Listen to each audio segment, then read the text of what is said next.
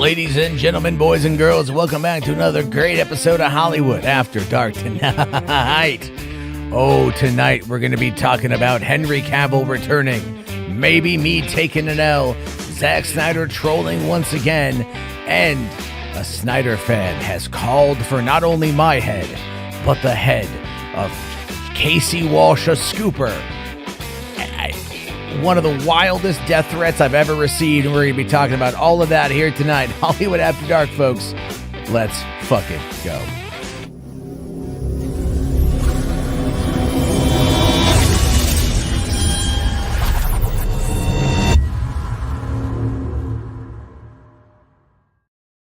Hey, what's going on, everybody? How you guys doing? Welcome to the party. Welcome to the show. Like I said in that intro, it's been definitely a bit of a wild day. A couple quick things to note before we dive into everything.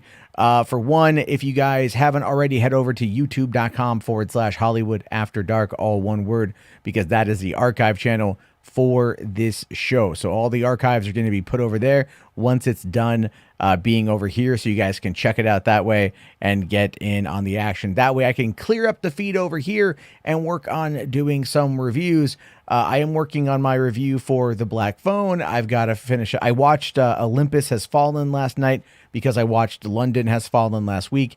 Now I've got to watch Angel Has Fallen. I'm going to see if I can get to that maybe tonight or tomorrow, depending on how I feel. Tonight might be a little bit of a shorter episode. Let me explain why. So I got really busy, and I kind of made a bit of an oopsie, a bit of an error, a bit of a last week when my antidepressants ran out. I've officially been off antidepressants cold turkey for over a week and a half now, and it just started to really heavily impact me.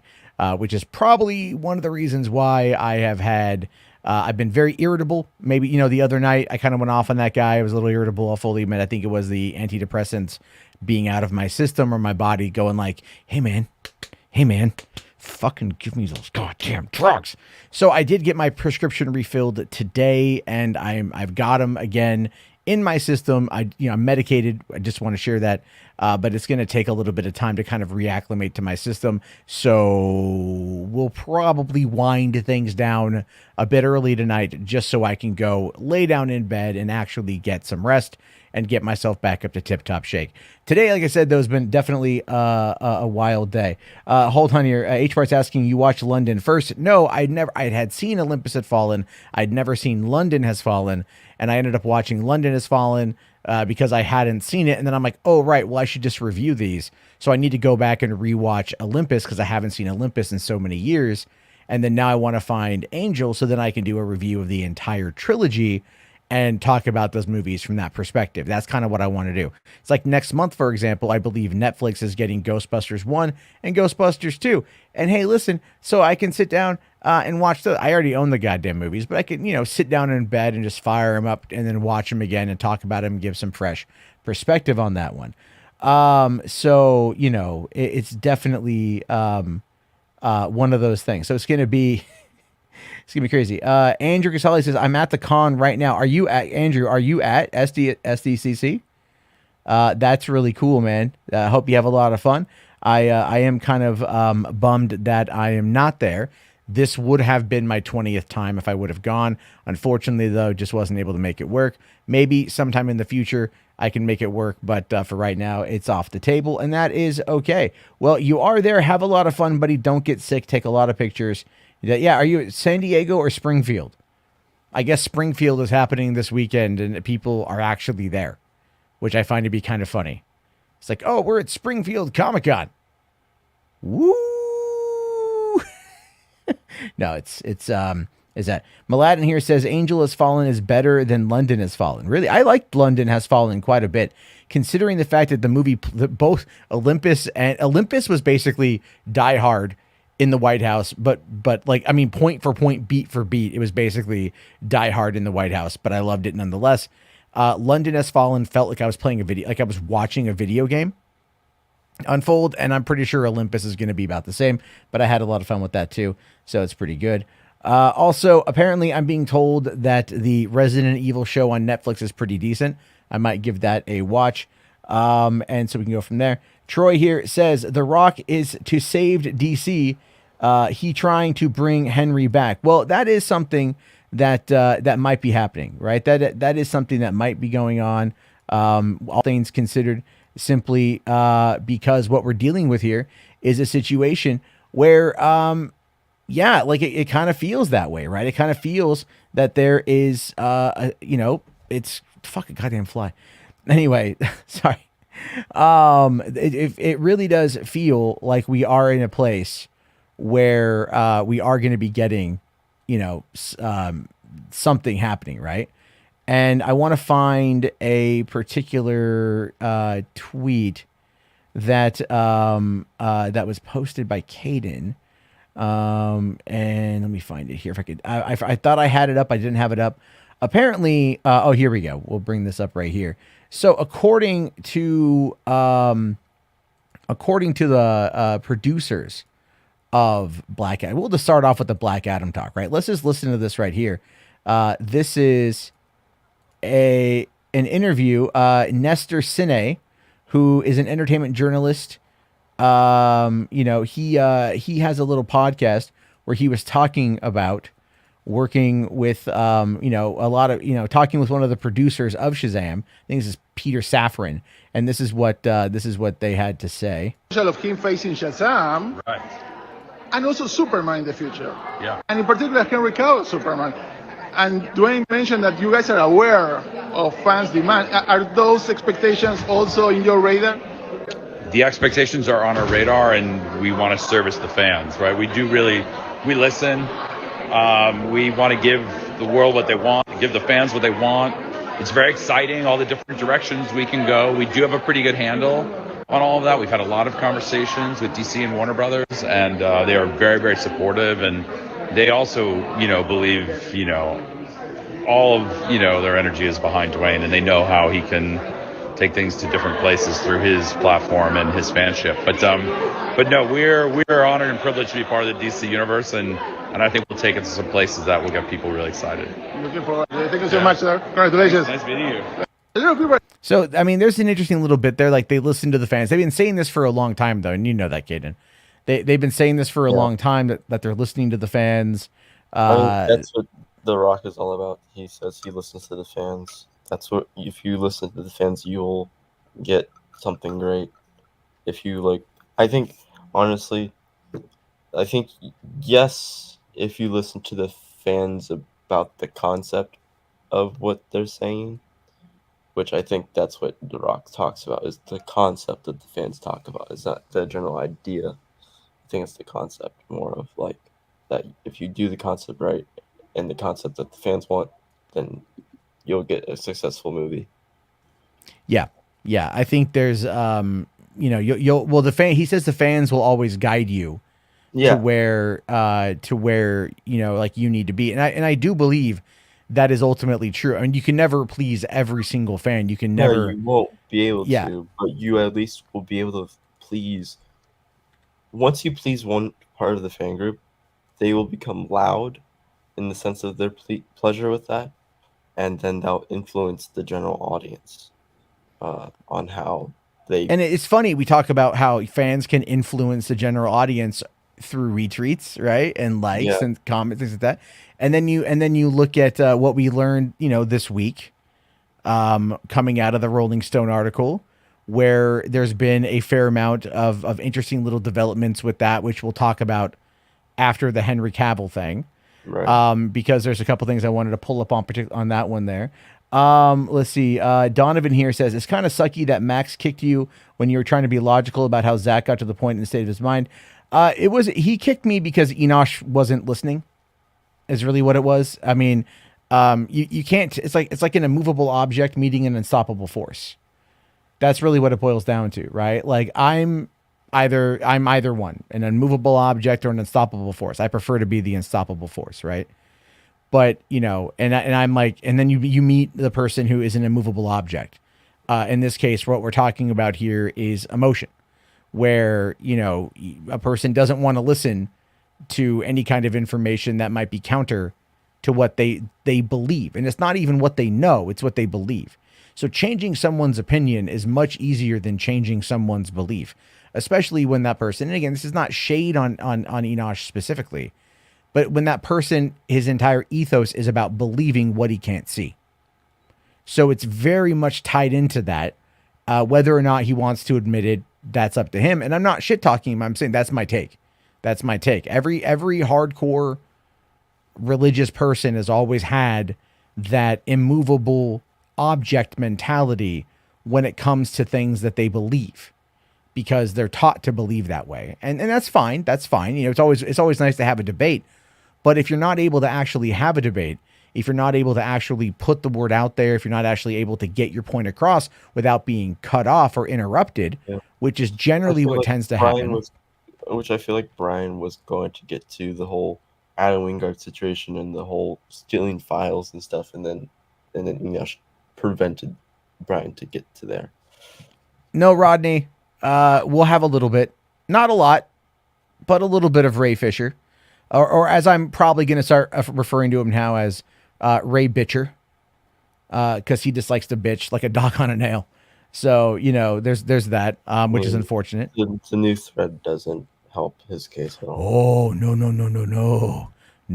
no, it does not. But we will totally get to that as we go on into this thing. But one of the things, again, today that popped up, there was an interesting little report that came out from Deadline. And I'm not going to lie, I think, you know, you guys linked it in the DM group first. And I was just kind of sitting there. I've been groggy because of the lack of antidepressants, right? The withdrawal. And I'm just like, all right, whatever. And then I look at them all like, oh, shit. Yeah. You know, I'm like, oh, motherfucker, dude. Oh, no, he's coming back, right? But of course, obviously, I'm being hyperbolic. I was like, oh, like, if this is, like, again, they were like, oh, it's a buzz. It's the word going around. Who knows if it's true or not, type of thing. Like, if this is, in fact, true, that he's going to be there, I'm willing to say that I was wrong about the whole thing with, you know, how with the Rolling Stones article as evidence, or as, you know, as a way of my argument, saying that, you know, with the whole how Zack Snyder treated the studio and how the studio treated him, and how how the new regime probably would want to distance themselves from that. So from distancing themselves from that, they would probably not want to work with who has worked with Snyder as a main front. Sure, so I mean, front runners of that would be, you know, the Justice League members, you know. Yeah. I mean, obviously they're wanting to figure it out and everything else, but I'll just play for you guys the little thing I made today, kind of talking about it, because I think it commemorates not only my thoughts on it, but also my opinions, because it's kind of funny. So let's go. Here's my YouTube short or TikTok or Instagram reel on the subject. And is Henry Cavill actually coming back as Superman? I mean, come on. There's no way, right? Well, actually, maybe. Let's talk about it. According to Deadline, it's entirely possible that Henry Cavill might be making an appearance this weekend at Comic-Con to discuss all things Superman. This is important for a couple of reasons. One, it's been almost 4 years since The Hollywood Reporter claimed that he was no longer playing the role. And two, it's been 5 years since he filmed anything as the Man of Steel. If The Rock was able to get Henry Cavill to return as Superman, that would be fantastic, because the two of them do share the same agent. And what's even funnier is just recently, I was quoted as saying that Henry Cavill had aged out of the role of Superman. And I'm being honest here when I say I'm actually happy if I'm wrong. But right now, this is simply just a rumor, but it's one worth getting relatively excited for. As always, your thought. I think that summarizes it in about 48 seconds. We don't know if Henry Cavill is going to be at Comic-Con on Saturday or not. There is some conflicting information, right, Caden? There's some conflicting information. So first, you know, you've got like this article comes out, says that there's some buzz. It's not coming in from some small website. It's coming in from one of the top 3 industry trades. So this is not something. Geekosity, it wasn't Geekosity. Even channel, like even Sil and Mikey didn't know about this too. So. Well, that's kind of the thing, right? Is like they even they were talking about it tonight. I happened to tune in for like a half second, and they were talking about it, and they're like, we didn't cover this or whatever. He didn't cover the other stuff. But at the same time, neither one of those guys had called this specific encounter, because ultimately no one thought it would be even a remote possibility at this point in time. Maybe a tease for the movie, But let's talk about this here a little bit more kind of rationally and objectively. Hold on. The Watcher here says he surely has not aged out of the role. Well, I mean, my point again was more about, either restarting a franchise or continuing the franchise simply because of that. Rodney asking, am I trying to get some extra TikTok views? No, that was my actual original file. So, no. Did you see the watermark on there? So no, it's all good. And then, no, we got this covered. Didn't break this news. This came from Deadline. This is not like, this is not, we got this covered shit. Like, this is Deadline. That's why that is why this is such an interesting thing, because it wasn't, we got this covered. It wasn't Heroic Hollywood. It wasn't, one of these smaller sites. It was literally fucking Deadline. So that is a big deal. And then also, so everyone's asking, well, isn't Henry in the UK or in Europe filming The Witcher season 3? How would he be able to make it over here? Well, Collider, Frosty, right? Stephen Weintraub had said that he had asked around and he had heard that Henry was supposed to be on set shooting The Witcher on Friday. Now, therefore making an actual in-person appearance at Comic-Con nigh impossible. RJ in our conversations had said, well, they could just fly him out, which is true. They could just fly him about 11 hours. You'll be late to the panel. Well, yeah. I mean, well, if they flew him, like, if he's, like, even, keep in mind, because usually on Fridays, they want to have the longest shoot on Fridays, which is like usually because on throughout the week, you can have like 10 to 12 hour shoots, but on Fridays, it's like 13 to 15 hour shoot days, like really long. So like if you were to, be there like at 5 a.m. to 7 a.m. for prep, and then 8 a.m. is the start time for shoot, that's like until like, a good, like if like I said, it's an all day thing. It's an all day thing. Yeah. It's usually about, 10 hours. It's usually about 10 hours. Yeah. That'll be like 10 hours of his day doing that. And then he'll have to take off everything, go to the airport, and it's airport security and runtime and stuff is like worldwide an hour, well, they would private fly him. Yeah. And that would go through, he would go through TSA or whatever their equivalent is on his own. They have a private entrance for those guys. And it's like 11 to 12 hour flight. So like, he would be over in the morning. He would be over like 10 a.m. Well, and then getting into San Diego, if this thing starts at 10:30, goes to 11:30, right? Yeah. So it's like that again. It'd be cutting it real close. It could be done. It realistically could be done. It can be done, but it's not like it's not like he's driving from LA down to San Diego, because that ends up causing. I always love it when like celebrities are booked for Comic-Con and they're like, okay, we're just gonna drive down from LA like the morning of. And then they always get stuck in traffic. And I'm like, stop. You all fucking know this. Like, you all know how bad the I-5 is coming down from LA into San Diego on a weekend, especially if you're going through Pendleton. It's like when my sister did volleyball tournaments, and they had this tournament in San Diego. They were supposed to be there like at 9, and so they had to leave here like at 5. Yeah, I mean, I went to my cousin's back in 2012. My cousin was getting married in San Diego at the Air Force Base, it was at like a naval base there in San Diego. We drove down in the morning with plenty of time to get down there. What happened was there was a canola oil spill on the 5 just north of Santa Ana. Wow. And it was July, and we were in a truck with no fucking AC. And my girlfriend this is true, wanted to listen to the audiobook of 50 Shades of Grey. Oh God, please no. And so I was stuck for 3 hours in a Chevy S10 in the boiling heat with no air conditioning, listening to the audiobook of 50 Shades of Grey. Oh, that was a trying experience, I'll tell you that much. But I'm just saying, you get caught in that kind of traffic, and we're familiar with the area and the commute. It happens.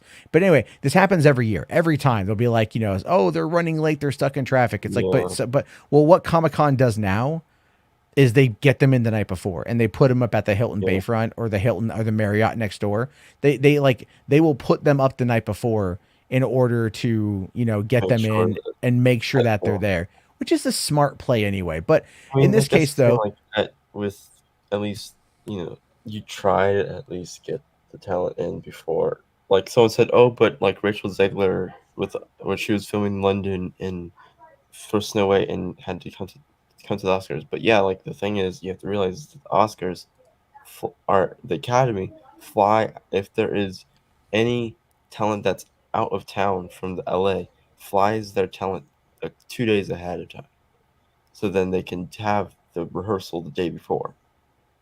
So yeah. like that's 2 days in advance. Yeah, This is there's a lot that goes into it. Hollywood is not yeah, like a it's a pretty well-oiled machine like 99% of the time. yeah. It's You only even hear about things not working like that 1%, and right. other than that it goes by pretty much And without a hitch. even when and the thing is like when it's well oiled, they only like people think, oh, it's like they fly out talent a week or two in advance. No, they fly talent in like a day or two before the event. Like they're Yeah, like, you're I mean, going and here. there's only but they'll also like move them around. Like for example, when Jay Leno was still in Burbank, Yeah, the NBC studio is literally like down the block from the John Wayne or from the Bob Hope Airport in Burbank. yeah, And so like my buddy was out there one night when Obama was on the Tonight Show. My friend lived right right. by there. He was walking back to his apartment. All of a sudden, here comes the presidential motorcade, Oh right? It wow. just drives right in. They land Air Force One. They get in the motorcade. They drive right to the studio. They then do the interview, get right back in the motorcade, go back to Air Force One, and take off back to DC or wherever it is that it's going.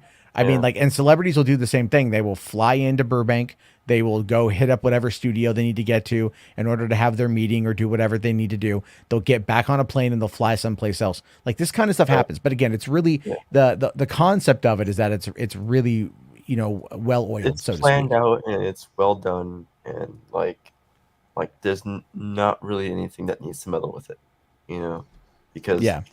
you get stuff done in Hollywood no matter what. Yeah, it's just and there's a lot of that. There's a lot of that stuff that goes on. And so it's just again like, you just gotta you just gotta like talk to people and whatever. Anyway, Yeah. so the thing with Cavill, because anyway, rationally for $5, buddy, thank you. Says if Cavill ends up staying as Superman, how will Ta-Nehisi Coates react? Will he cry racism? I have no idea how that person will react.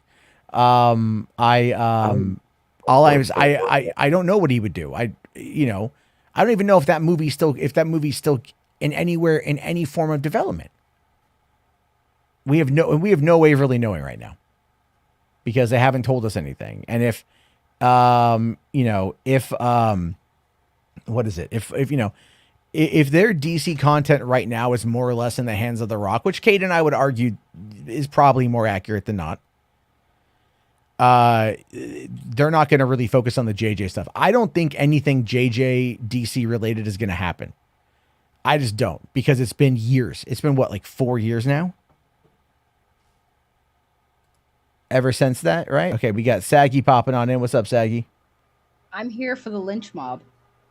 Why? Oh, well, I mean, take a number and stand over there, please. Thank you. And then when it's time to mob lynch someone, we'll call you.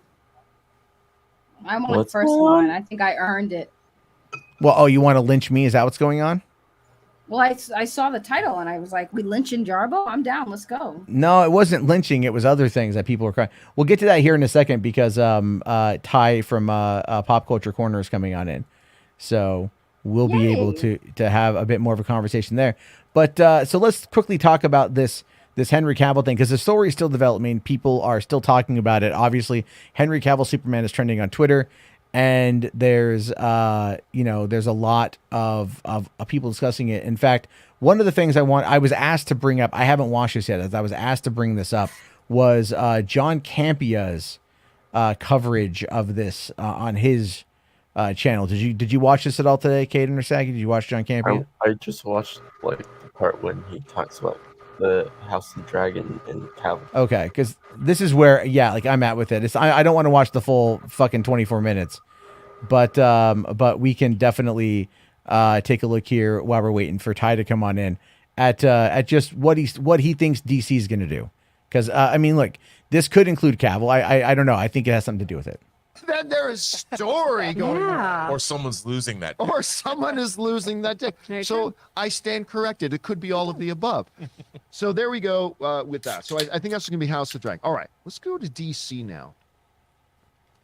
You know, I've been telling people for a month now that I kind of believe that at the DC panel, Henry Cavill will come out on stage and they will announce that he is back as Superman. Don't you say that every year? But this year, well, I thought that they haven't had Comic-Con in like 3 years. Cut me some slack. I believe the context in which it will happen is I believe Dwayne "The Rock" Johnson will bring him out. Now, of course, Dwayne "The Rock" Johnson, his manager, is also, who's his ex-wife, is also Henry Cavill's manager. And Dwayne has shared a number of images over the last 6-7 years of Black Adam fighting Superman. He's put a lot of those images out on social media over the years. I believe that Henry Cavill will come out, and of course it will be jizz-tastic. It will be absolutely jizz-tastic. Henry Cavill's going to come out on there. The internet will explode. You're going to see Hall H have a pop. Like, well, I mean, they haven't had a Hall H in years, so that you haven't seen in years. It will be the biggest pop that Hall H will see. And when that comes out, Henry. What's Hall that? Henry. Hall Henry. When all for now and forever, Hall H is renamed Hall Henry. Will come out on that stage, and I think there will be an eruption like no other. And I just want to point out that I've been saying this for a long time.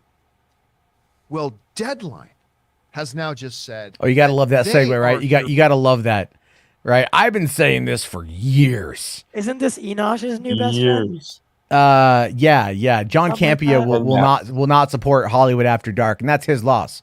High quality, comtastic entertainment here. Okay, Well, let's face it. Regardless just of like, tastic. There you go. regardless of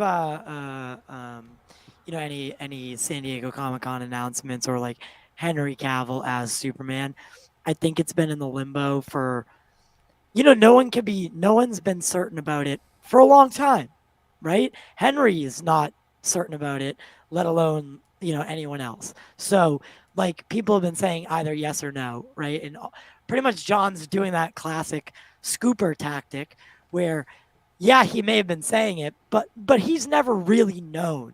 But yeah, maybe it happens, and then he can go, oh yeah, look at me, I was right. It's the Sill tactic. It's sometimes the Mikey Sutton tactic. It is what it is. That's what those guys do. And Campy is one of the worst. I can't stand him.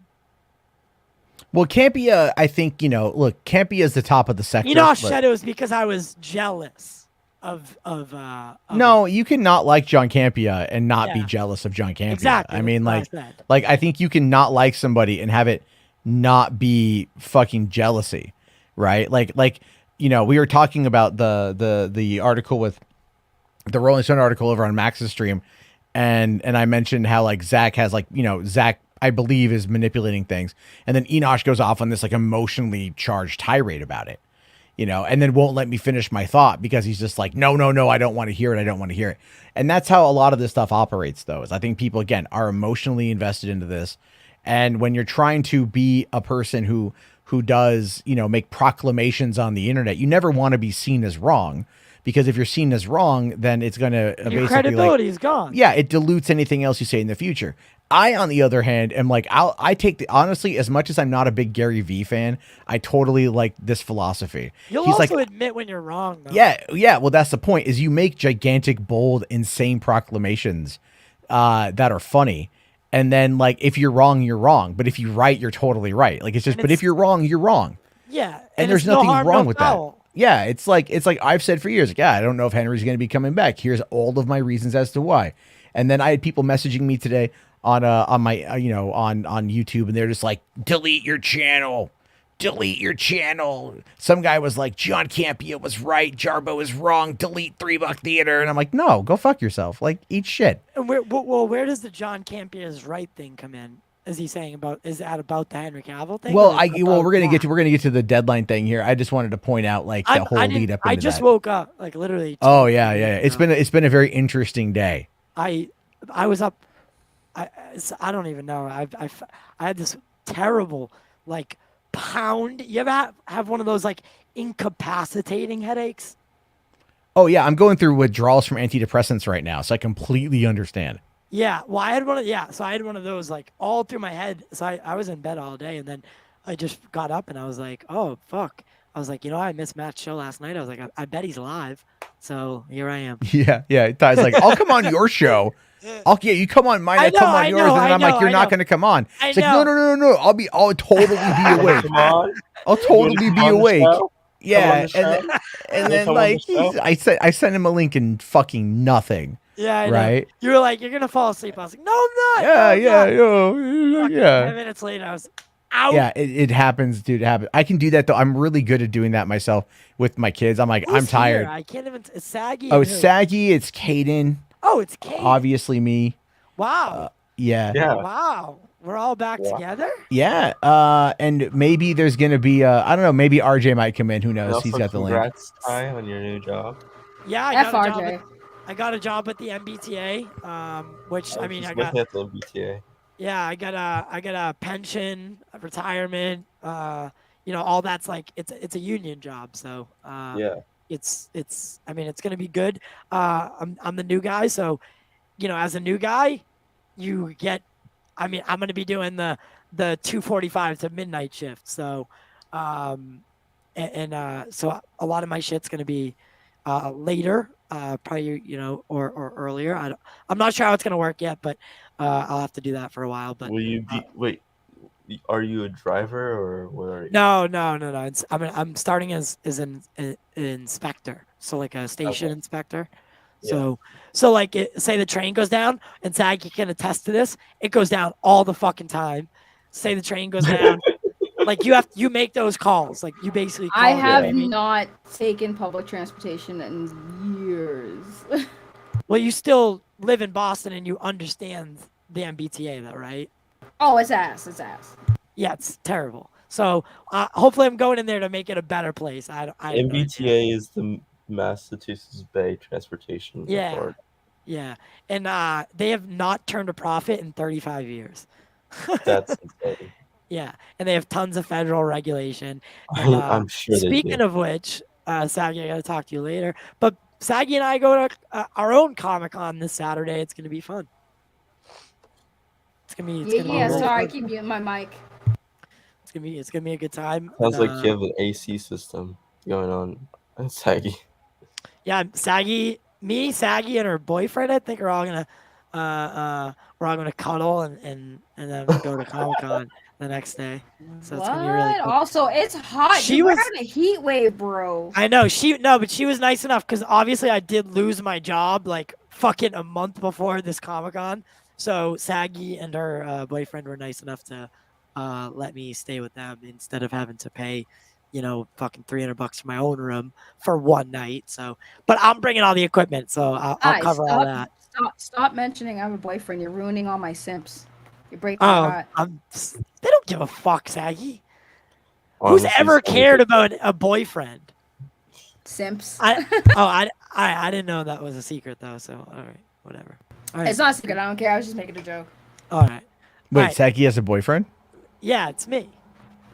What the bro? No. First of all, Jarbo knows this. Jarbo knows this. He's acting dumb. Second of all, why is everyone shocked with that? Like, I was mostly just gonna be like, I was just gonna be like, oh, Saggy, another white guy. Is he Girl, white? You gotta tell him. Yeah, he is. Yeah, he is. Is he white? Saggy only dates the white guys. So. Oh, he's one of me. Oh my god. We'll get along. Well, are you saying all white men in Boston are the same? Yes. Pretty actually, yes, yeah, I that's am. pretty much, yeah. Yeah. We all have this haircut. No, mine's bald. All right, let's Well, let's get keep the fuck shitting on back into this. Campia. Yeah. Okay, Well, he's John talking Campia. about the deadline thing here. This is where he gets into this. Hearing rumblings that Henry Cavill's going to show up there. Now, for all I know, those rumblings is my pie hole. Like for all I know, like when they say we're hearing rumblings. Yeah, he's like Basically saying he might be starting the rumor. no, he's not saying that. He's saying like it could be whatever. Is basically what it is. Like he's got no evidence to back it up here. We'll go back 10 I seconds. thought that's what he meant though. It's like Well, he's saying- Oh. we'll give it another listen and see what he says. Rumblings that Henry Cavill's going to show up there.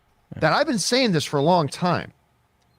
Well, Deadline has now just said that they are hearing rumblings that Henry Cavill's going to show up there. Now, for all I know, those rumblings is my pie hole. Like Yeah, for all I see know, what he's like when they saying? say, Oh, okay, when they okay. say we're hearing rumblings, Pause it. yeah, they watch the John Cam- So he's saying that Yeah. he's saying that Okay, you're right. You're right. he might be the one who basically started. the rumor. Oh, No, look it's at Toby funny. Maguire's dick moment all yeah, over again. and- Is that what it is? Yeah. Yeah, he's giving himself, and listen, I'll give him credit. You got, and that's the other thing that Enosh said that you guys know that I've said before, long time ago. Campy is the godfather or the grandfather of what we do.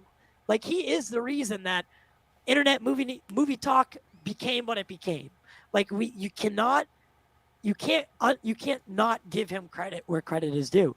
But lately, or more recently in his career, he is leaning more towards the side of like he like starts like these weird like rumors because he just like gets fed information and he wants to be the first one on it, and it's turning into that more like scoop. Well, but here's the thing with that though, is no one ever covers it. You go, oh, John Campia said this. You know what I mean? Like no one ever attributes back to Campia. So I get your theory, and I think to an extent you have a good point there.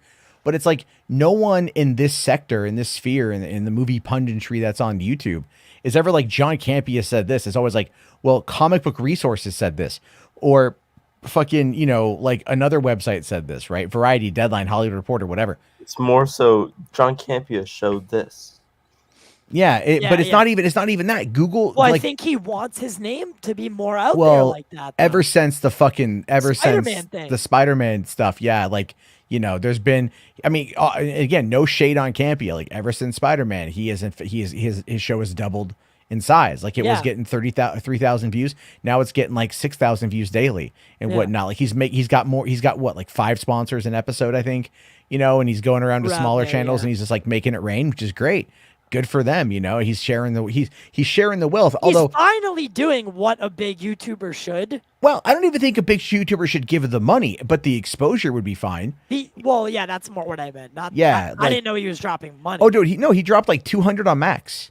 What? He's dropped like 100 on Enosh. Yeah, two different instances. I was on with Max the other night, and John Campia just like, we're watching a Young Rippa video, and John Campia drops $100 and is all like, yeah, no, he's like, Rippo's right. These characters have evolved over time. Like that was it. All he said was that, and dropped $100, but it like disrupts everything. So that's where that whole argument started then. John Campia making his rounds. Hey, you know what? Honestly, I can respect that though. Like, I don't mind that he did that, that he does or did that. I think like someone like John Campia, who I often have criticized for selling out, to see him maybe going around to other channels that are smaller and lending a hand, or at least a credence, like saying like, hey, listen, like I'm here. So, kind of by association gives credibility to whoever's running the stream. You know what I mean? So, but Max though, I mean, I like Max. His style is too much for me. So, I mean, and mine's not? Yours is very much over the top for me. You love it. Shut up. But I'm your friend. So I look past it. I'm not Max's friend. Okay, that's fair. But you could be. I could be. You could be. Yeah. You could. No, I get that. I get that. The mask. Yeah. So Max is not for everybody. I love Max, but like I do yell at him a lot. I'll fully admit that. And he's just outlandish with his claims. Sometimes, bully him. What? I don't bully Max. I don't think Matt bullies anyone. I'm kidding. I could bully people. What do you mean, Matt literally trolls people on Twitter. Trolling is No, not bullying, though. Yeah, bullying is like aggressive. Matt's usually the one getting bullied, to be honest. Oh Like, yeah, that's and all we'll get to that. We'll get to that too here in a little bit. I will say this. We'll get to my nice Instagram exchange. Yeah, I don't know much about John Campia to have criticism. To be fair, he knows what he's talking about. Like the guy. Yeah. Campia is smart. He knows what he's talking about. He's been doing what he's doing for many years, right? He's AMC Movie Talk. Like that was like the first fucking. By the way, can I disrail this for a minute? Yeah. I was at the movie theater the other day, and I got there way early. You know when you get to AMC really early and they're playing like the shitty Nuvi thing. Yeah. I'm Marina Menounos, and this is Nuvi. Guess I don't care. Fucking Matt Ramos was on it, dude. I had to sit there for 15 minutes and watch Matt Ramos and his fucking creepy fucking smile. Like talk to me about Marvel movies, and I'm like, dude, I just unfollowed, like I just got rid of him on Twitter, and then I show up to the movie theater and he's with Maria Menounos, a fucking Nuvi ad. Oh my god, it was treacherous. I left and smoked a cigarette. It was that bad. I don't know if anyone else. It was during my second trip to see Thor, so if anyone got there early to see Thor, I'm sure you saw Matt Ramos. I saw him on one of the early ones when I got there. You know, now that it's all So is that where he came from? Because no, he came from TikTok and YouTube. Like he was like this React guy. And then as far as I know with him, that's Soups. We've talked about him before. Soups, yeah. Like as far as I understand it, like he was a React guy on YouTube and TikTok, and he ended up getting a manager that I guess fucked him over, right? From like something I was reading a little while back, but that manager was like, I think like trying to prop him up and then build off of his career, but he got him verified on Twitter, and he's verified on YouTube, and he's verified on TikTok, and it's like he hosts these fucking events. Jose happened on him. He's a lot. Like, yeah, he's always on the red carpet. Like, well, the thing is that okay? So I just don't like him. You know what I mean? He's annoying. He's annoying. Yeah, he's very annoying. He's over eccentric. Yeah, like, and he's only in it for certain things. Like only in for a project for certain things. Like he's. I'm sure he's like happy and super like humble about being in the position that he is. But I'm sure but the thing is, he's only in projects because of the wows and because of the oohs and the ahs. Well, I mean, like, remember there was a Thor thing where he like saw it once and then gave it a little bit lower score, and then he changed his score. Like, yeah, based off of like what the audience thought. And so, I mean, but at the same time, he very much doesn't want to challenge any of the status quo. No. See, whereas I love challenging the status quo. Like I enjoy that shit. Yeah, but the kid's what, like he's like 23 or something. Yeah, no, like he's young. He's young, but I give him props. I just think he needs to tone it down a little bit, and he could probably do pretty well in the industry because he's very, very, very attractive as a young male. Right? He's a good-looking kid. He's eccentric in the wrong way. But I think if he tuned it, he could be. I think he's got potential. He just needs to chill the fuck out. Sure. Max wants to link tie. You want Max to come in and talk to him? What? Mad Max the Mandalorian wants to come on in. What? Why would I have a? I don't know. I mean, you said. I think it's because like you said, you're not his friend, and he thinks everyone's his friend. But yeah, that's just all right. Well, yeah, you guys can. Shit. Yeah, we'll get a team going here. It's all good since you're still. And when I say I'm not his friend, it's not that I'm not his. It's not like Caden and I are friends, right? Caden and I are like he knows me, like Saggy knows me, right? Matt, you know me. Max and I, we don't know each other. Like his style of YouTubing is not for me. I don't watch his channel. But I've also admitted that I don't watch many people's channels, and nor do I expect them to watch mine. And that, like, I didn't. Just for the record, I'm not like trying to like put my tail between my legs. When I say I'm not his friend, though, it's just we're not friends. Like we don't know each other. We don't. That's it. I've seen. No, I understand that entirely. I think there's like again, there's like some people view. And he does say outlandish things about the Snyderverse. And I'll say it right to him. Sure. Well, he should be here in a second. And then I'm gonna let you guys have a quick convo while I actually have to go use the bathroom. That's gonna be my quick break time. My Grubhub is like 3 seconds away. All right, you go get your food. RJ, what's going on, man? I'll eat right here. Yeah, I don't care. Okay. I'm fine. Hey everyone, how's everyone doing? Oh, by the way, Hans told me to say, Saggy, go suck a dick. Whoa! Ooh. Saggy, suck a dick. According to Hans. Yeah. No, we'll get to the super chat here in a second. All right. I'm waiting for Max to come on in. Grab the you guys are missing a great show. I'm sure. Over on the. It's glorious. Of what? Okay. Hold on. I'll bring it up then. Well, it's not live, but I got to the part where they started talking about us. Yeah. Do you know the time frame when they're talking about us? Oh, that one. I was like, what are you talking about? Are you talking about Skywalker or what? Oh, Skywalker. I yeah. don't think about them at all until someone brings them up. Okay. Jeez. Well, yeah. Oh my god. Yeah, you guys cover this. This. Oh man, I gotta go to the bathroom. But I'll be right back. Why is and it then gotta be Zod? it's because he sees everything. Guy's face. Jeez. Oh god. This other guy, I don't know. Yeah, just play it. Lord Kojay, that kid, he needs to relax. I ain't saying nothing about Zod, but the other three I don't care for. I don't care about people. Yeah, who's the one that's running the show? It's Sky. Skywalker's stream. Okay. That kid, he is like a silly yes man if I've ever fucking seen one. Like he gave RJ $75 today. He actually gave me $75 worth of super chats today, bro, just to and try that's derail so my stream. dumb, bro. I think people are dumb who do that, bro. Like, it doesn't matter if you went there to troll; you literally gave somebody money. So, like, troll. Like, if you want to, it would be gave one you thing money to- and trolled you. Yeah. No, Yeah.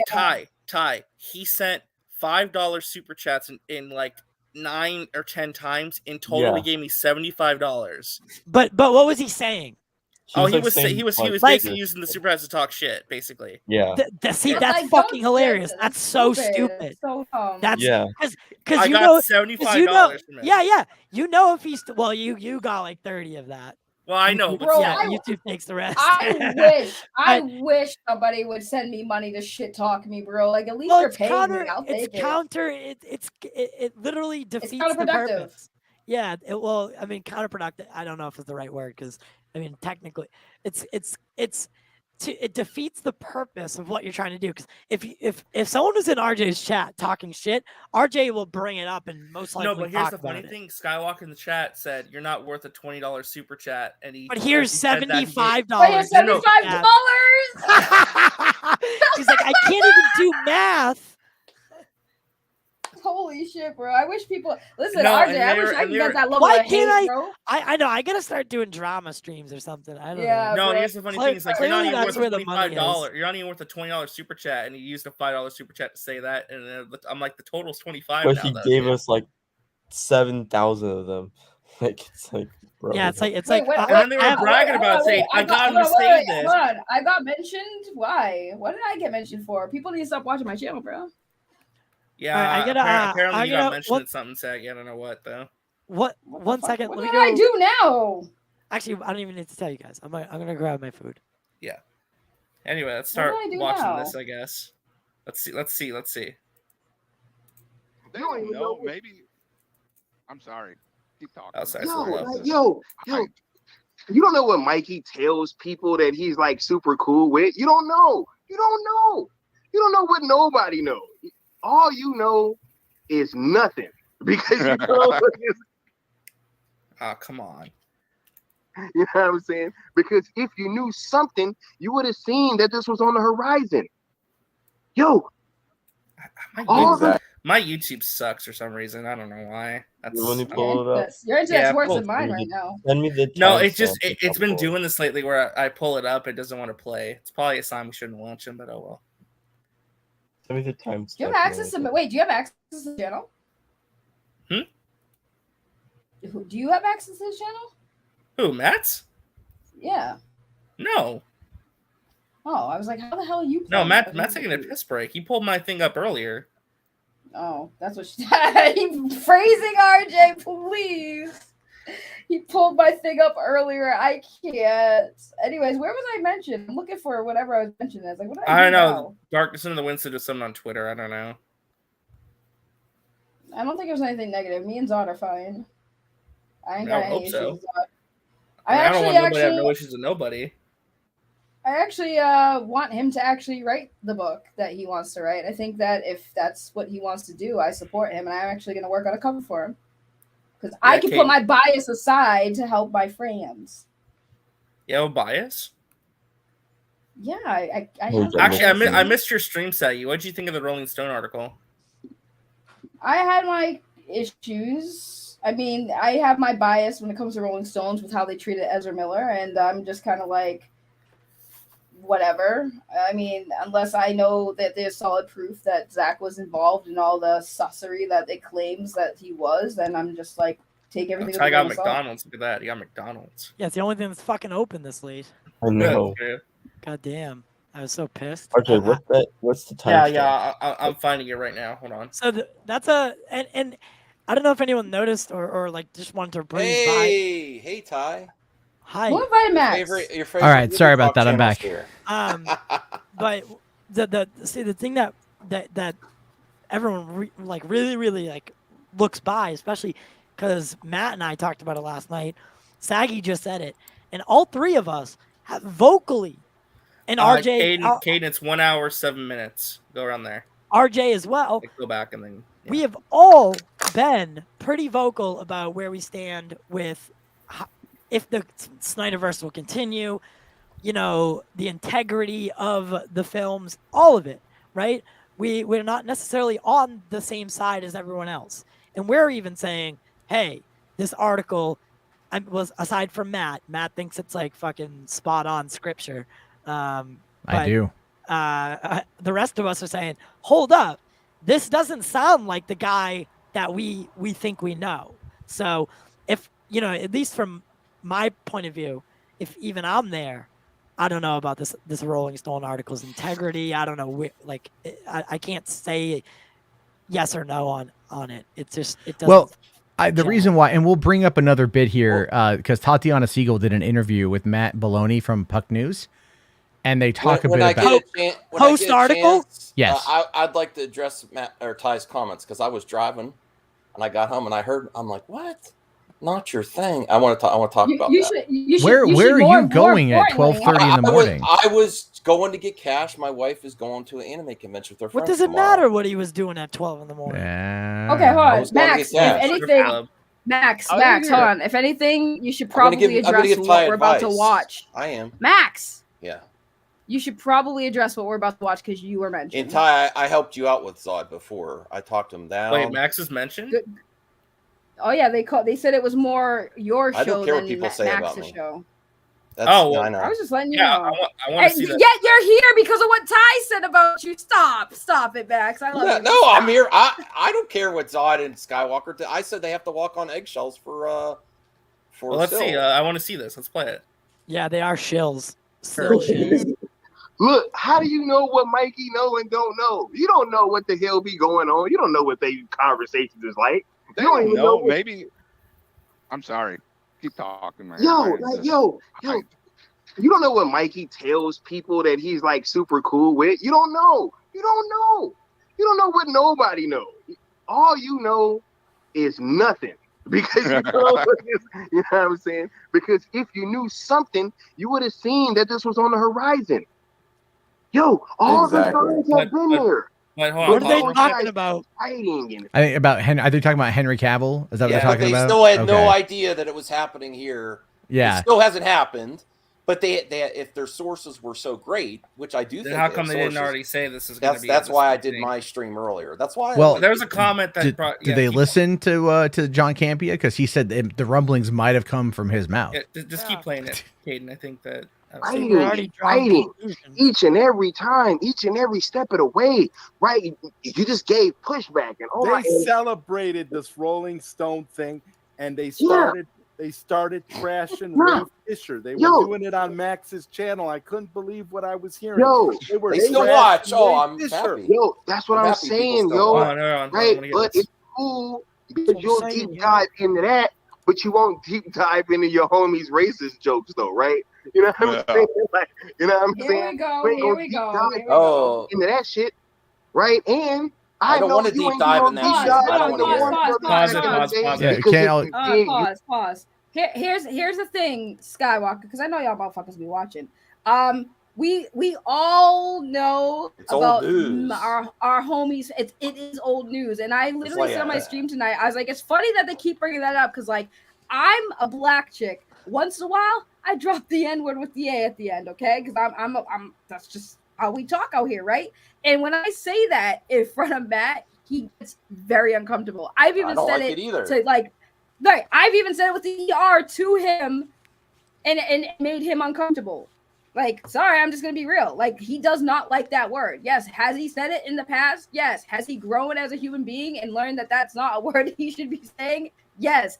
Move the fuck on. Get the fuck over it. You can't keep holding people accountable for shit they've already, number one, apologized for, already took accountability for. So what are you guys gonna do? Have him literally have over his head for all eternity? Like, fuck off.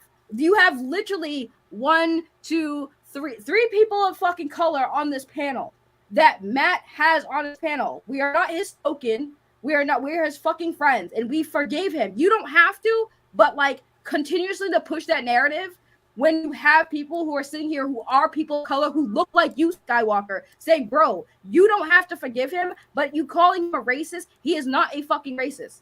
He is not. You are a black man. You have felt probably, and I hope you haven't, but most black people have at one point faced fucking legit racism. You should know that the ain't difference it. between somebody who says something right. You should know the difference between somebody who says something out of ignorance and then people who are legit fucking hating you for your skin color. Like, stop it. This whole fucking Jarbo's racist shit for shit that's so old, it already has been forgiven by people. Like, y'all don't gotta forgive him, but like, fuck off. It's not, you gotta stop that shit. You're making it worse. You're literally making it worse. And that's why fucking sometimes, I swear to God, this is why racism doesn't fucking die, because y'all just want to hold people accountable for all eternity instead of letting them fucking grow as people and be better. Sorry, I gotta get on my soapbox now, because that shit always pisses me off when fucking No, you're fine. I people just of want to color hear more always from you. bring race into this shit. Go ahead, Cade. you wouldn't be on that side if you really did your due diligence. See, and that's the truth, right? About this whole thing, right? That they can't get away from. It is an inescapable fact, right? They want to talk about all this and that, right? Anybody that did their due diligence on what happened with Zack Snyder and that damn Justice League shoot, right? You would be on our side. Pretty much. Absolutely. Pretty much. 100%. That's the Right? thing, though. So Because pause it it, was pause it, pause it, so, pause it, pause it. Like, There's no side. So there is no side. There's no. It's about this again because I'm just tired of talking about it. No, I wanted to no. go after Ty, but I'm No, well, you kind of came in the middle of like we were talking about wanted Henry to Cavill, go and it kind of went after all over me? the place. Yeah, Ty, I got a big problem. Hold on, let me Ty. get my goddamn joke out of the way, and then you guys can bicker. All right? Okay. I was gonna say here, Just gonna end with us sucking each other off anyway. yeah. So Oh, just I'm not skip the into fight that. and go to the Not fuck. against I mean, it. how about that? Just like fuck it, just have fun. No, What I was gonna say. Yeah. Okay, finish coughing. Here. All right. Don't Choking on die. my dick. Oh, look at I that. went Look down at. the wrong hole. Oh, it's not the first time you've said that. Fuck. Woo! He's like, oh, I had to swallow it. The Skywalker kid, right? Now, is he is he? I don't. Who is he affiliated with? Like, is he the Syl and Zod. yeah, Syl, Zod, Zod and those Who are guys these over other there. two? Yeah. One of them's out Necron. The other one is Leon of the New Geeks. Yeah, more or less, these guys are just like they're hens. They're hens in a hen house. That's what they do. They're all still but the fun, sycophants. yeah, they're very much still sycophants. But they champion themselves. At least Zodwriter does, as being an archivist, right? As being what he says here yesterday. I'm writing a book about the true history surrounding release of Snyder Cut and restore the Snyderverse. I will be contacting many of you in the movement for interviews. Expect more information shortly. This is going to be an honest account of events and won't pull any punches. And Ty, I don't know if you watched last night's show. I got to share this with you, man. We got exclusive what his book is getting, the cover of his book and what it's titled. Okay. Totally got it early. Yeah, I can't believe it. It was sent to me early by an anonymous source named Bruce Wayne.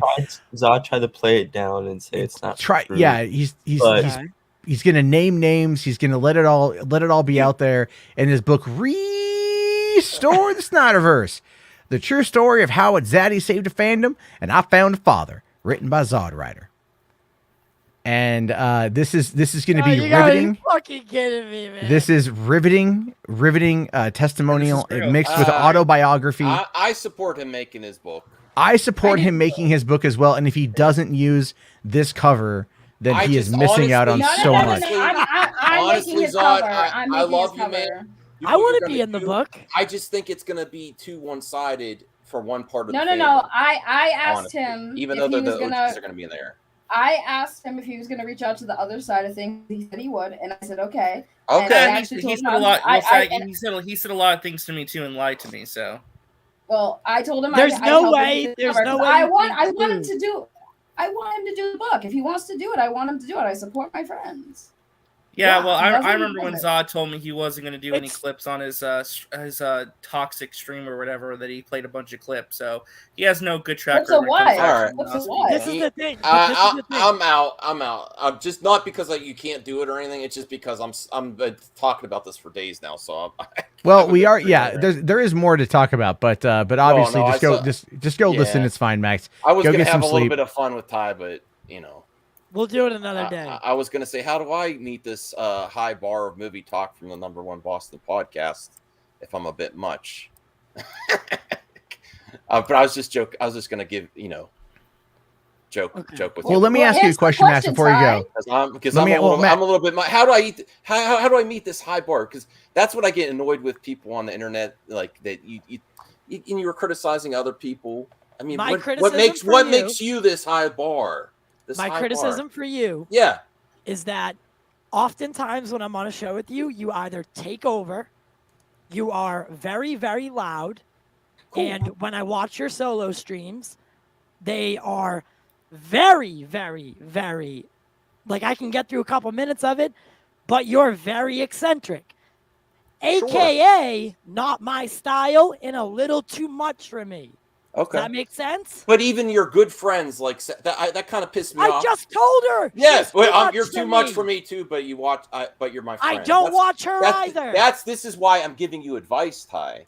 Like if you don't want to be concerned, if you don't want to be considered as the douche, I don't need advice from you. Yeah, well, well, I'm giving it because I want to. I've done a lot more for movie talk than you have so far. I've talked with a lot more people. And you're disrespectful and talk down to people. And it's disrespectful and you're douchey. Down. Oh, yes, like you're better. Like you're better. That's why you're not growing. That's why you're not growing. People get pissed off and annoyed with you. You talk down to them. And then you know what? Take the advice or leave it. Because I also helped you out in the situation too with Zod. I told him to take that strike down off your channel. And I was pissed at you. Instead of going live, I let it squash because we have mutuals. That's why. So yeah, I did feel a certain way, and I'm not mad at you. And you're never going to be my friend. I could have been before, but the way you talk like that, I'm not even your friend. Okay, cool. I know where we stand. Awesome. I want you to have a good stream. Take or leave the advice. And have a good one. I mean, I'll stay if you want to respond because I don't think it's fair to just bounce. Kiss. We're not going to suck each. I told you we weren't going to suck each other.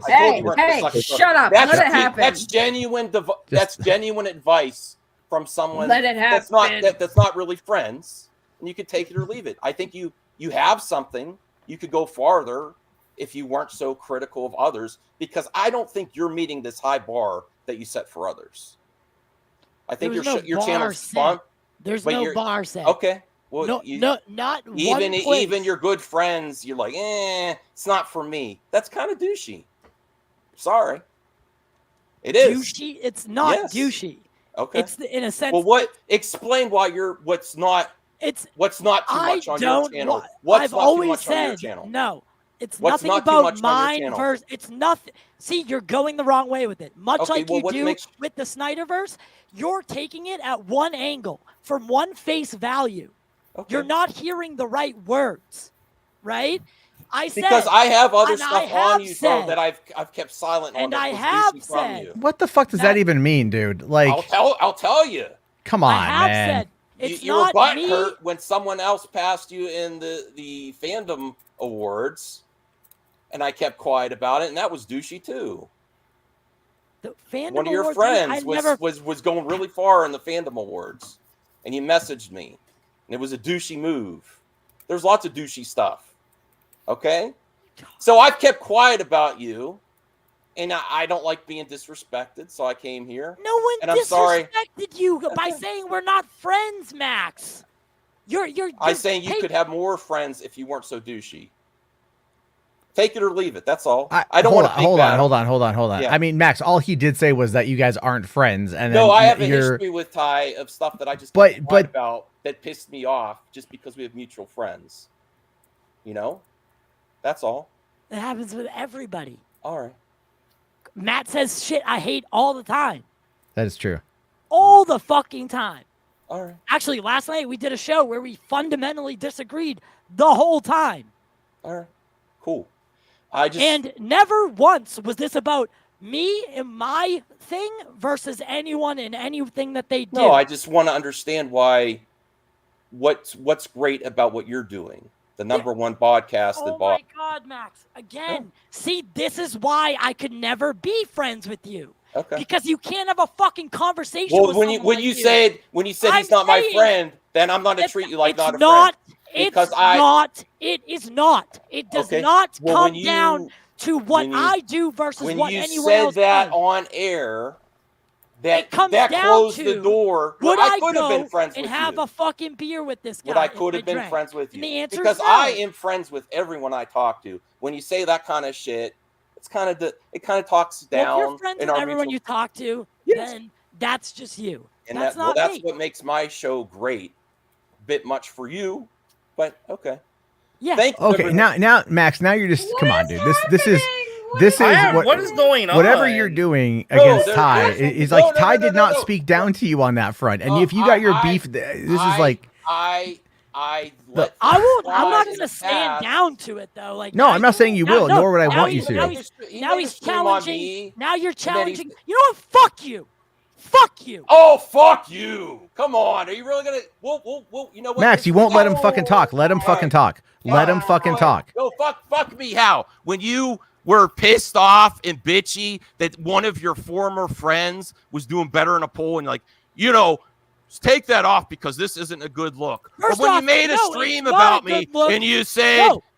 go ahead. Matt, because you never. First off, the whole fandom awards that you did, where you didn't tell anyone you were doing it, and It then was you for fun. you included us in it, and it fucking never told anyone, so we couldn't do anything about it. We look, and then there's all this, like, Caden did really well because they all knew about it, and it was great. It was really fun for what it was. I asked you to take me out of it.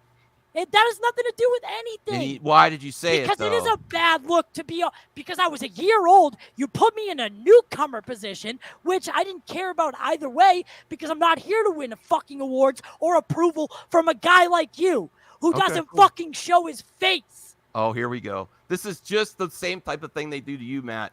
Oh, that puppet. Well, you don't show your face. Well, I You don't. I was okay. sitting here fucking Yeah. having a nice conversation. And Okay. and honestly, I thought your critique was like gonna be like a little jab, like, you said we weren't friends, but you took it a little fucking too Well, far. because there's man. a history with you, Ty. There's no fucking And I don't okay, need you- okay. I don't hold- even- yeah. All right. But here's the thing, though.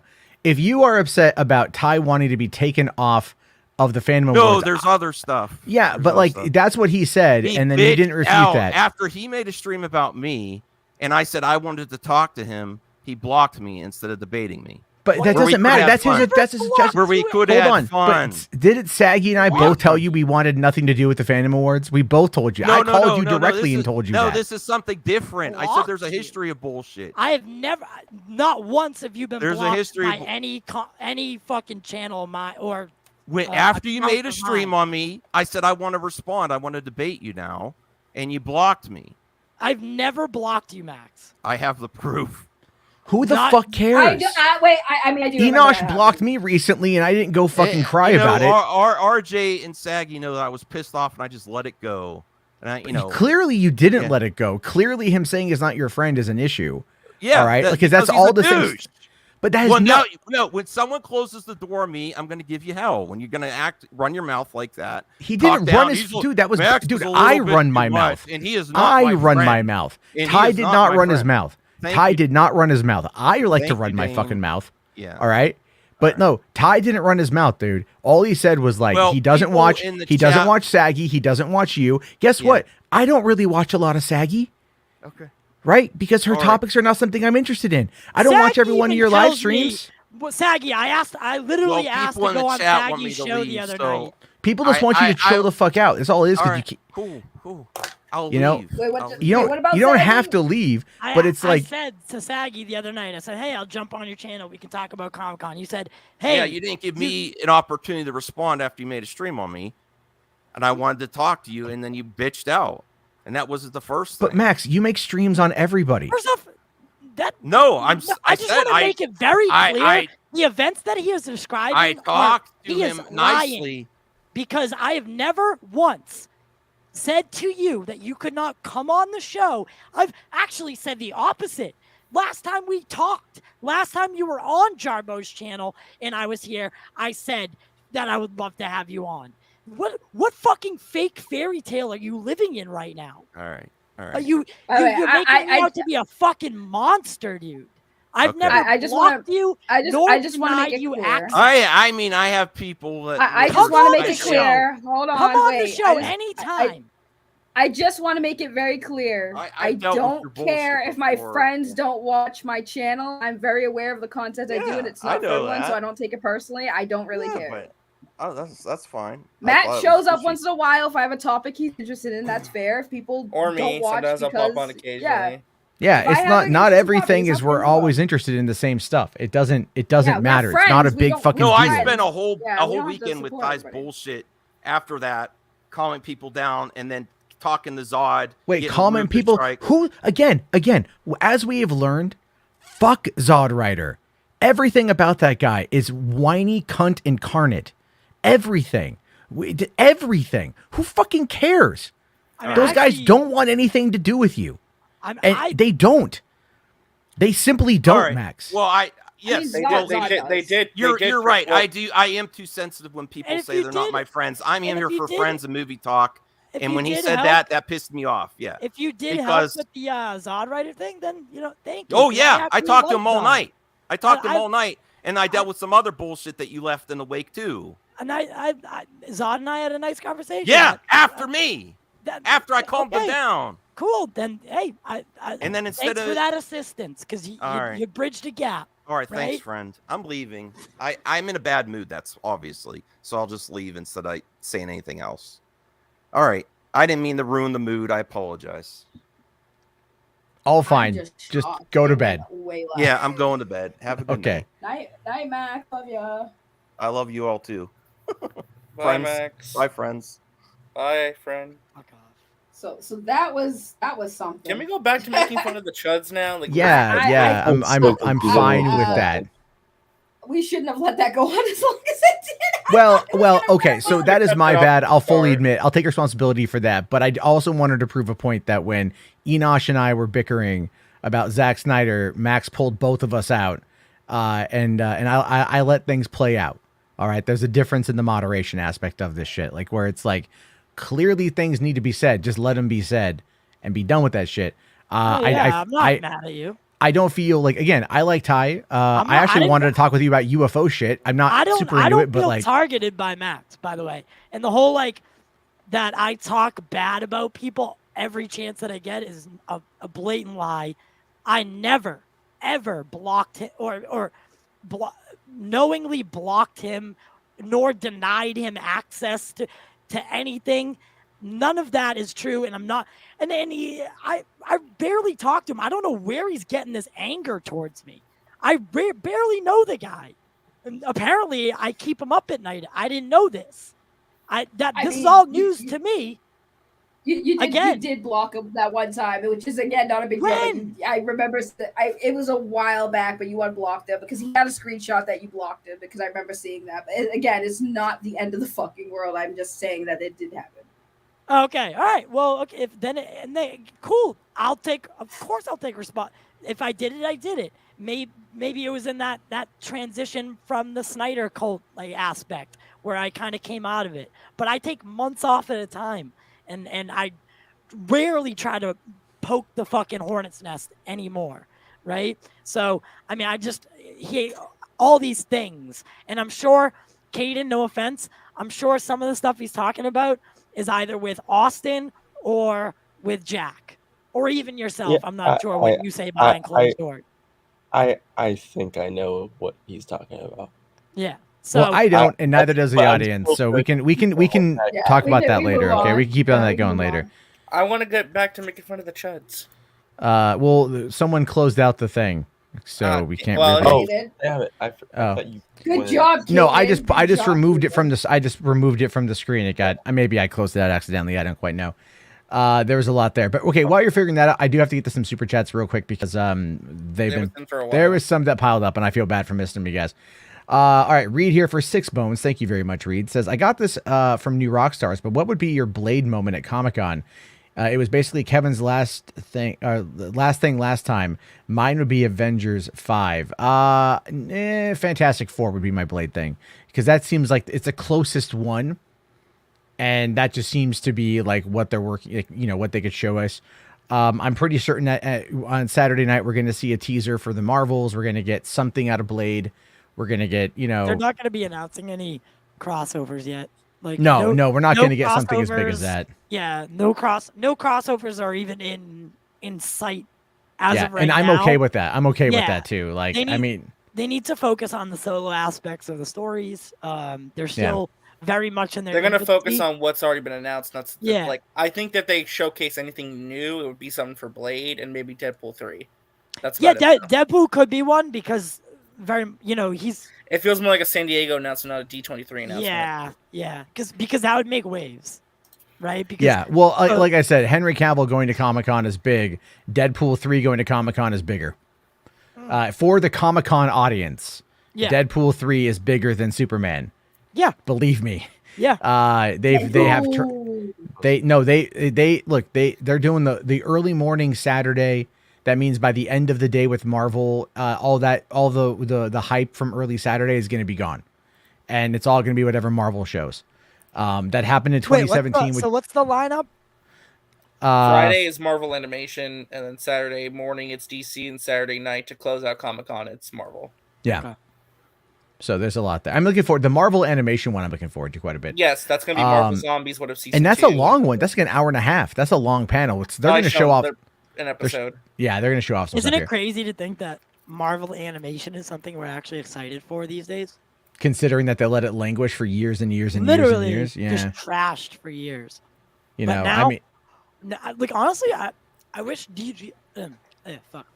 I wish DC would, I don't know, not do more with the animation, but invest in it. Invest a little, yeah, exactly. Invest a little bit more into the continuity and building an actual big, because they do have a moderately big DC animated universe, but I think they could expand on it to really make everything kind of gel and connect. And and the fans are there for the animated stuff. I love anyone knows I dislike animation entirely.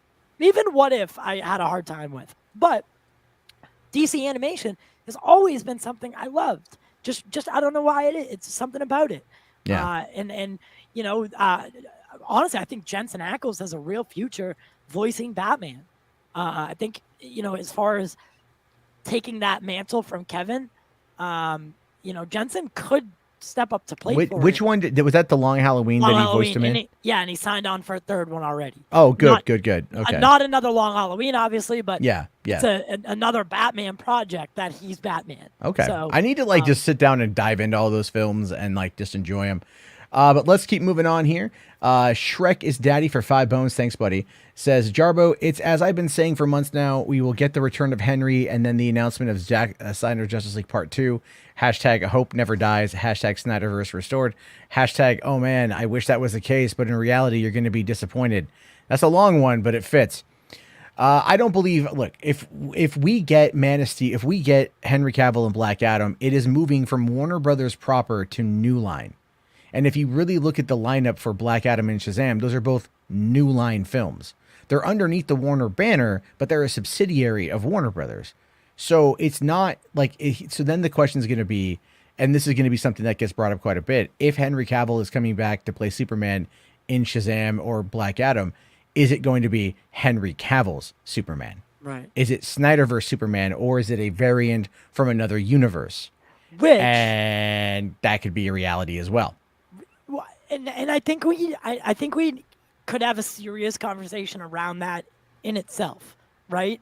Because the fact of how do you because if the goal really is to stray away from the Snyder's bubble, let's call it the, I hate to use this word, but let's call it the cul-de-sac, right?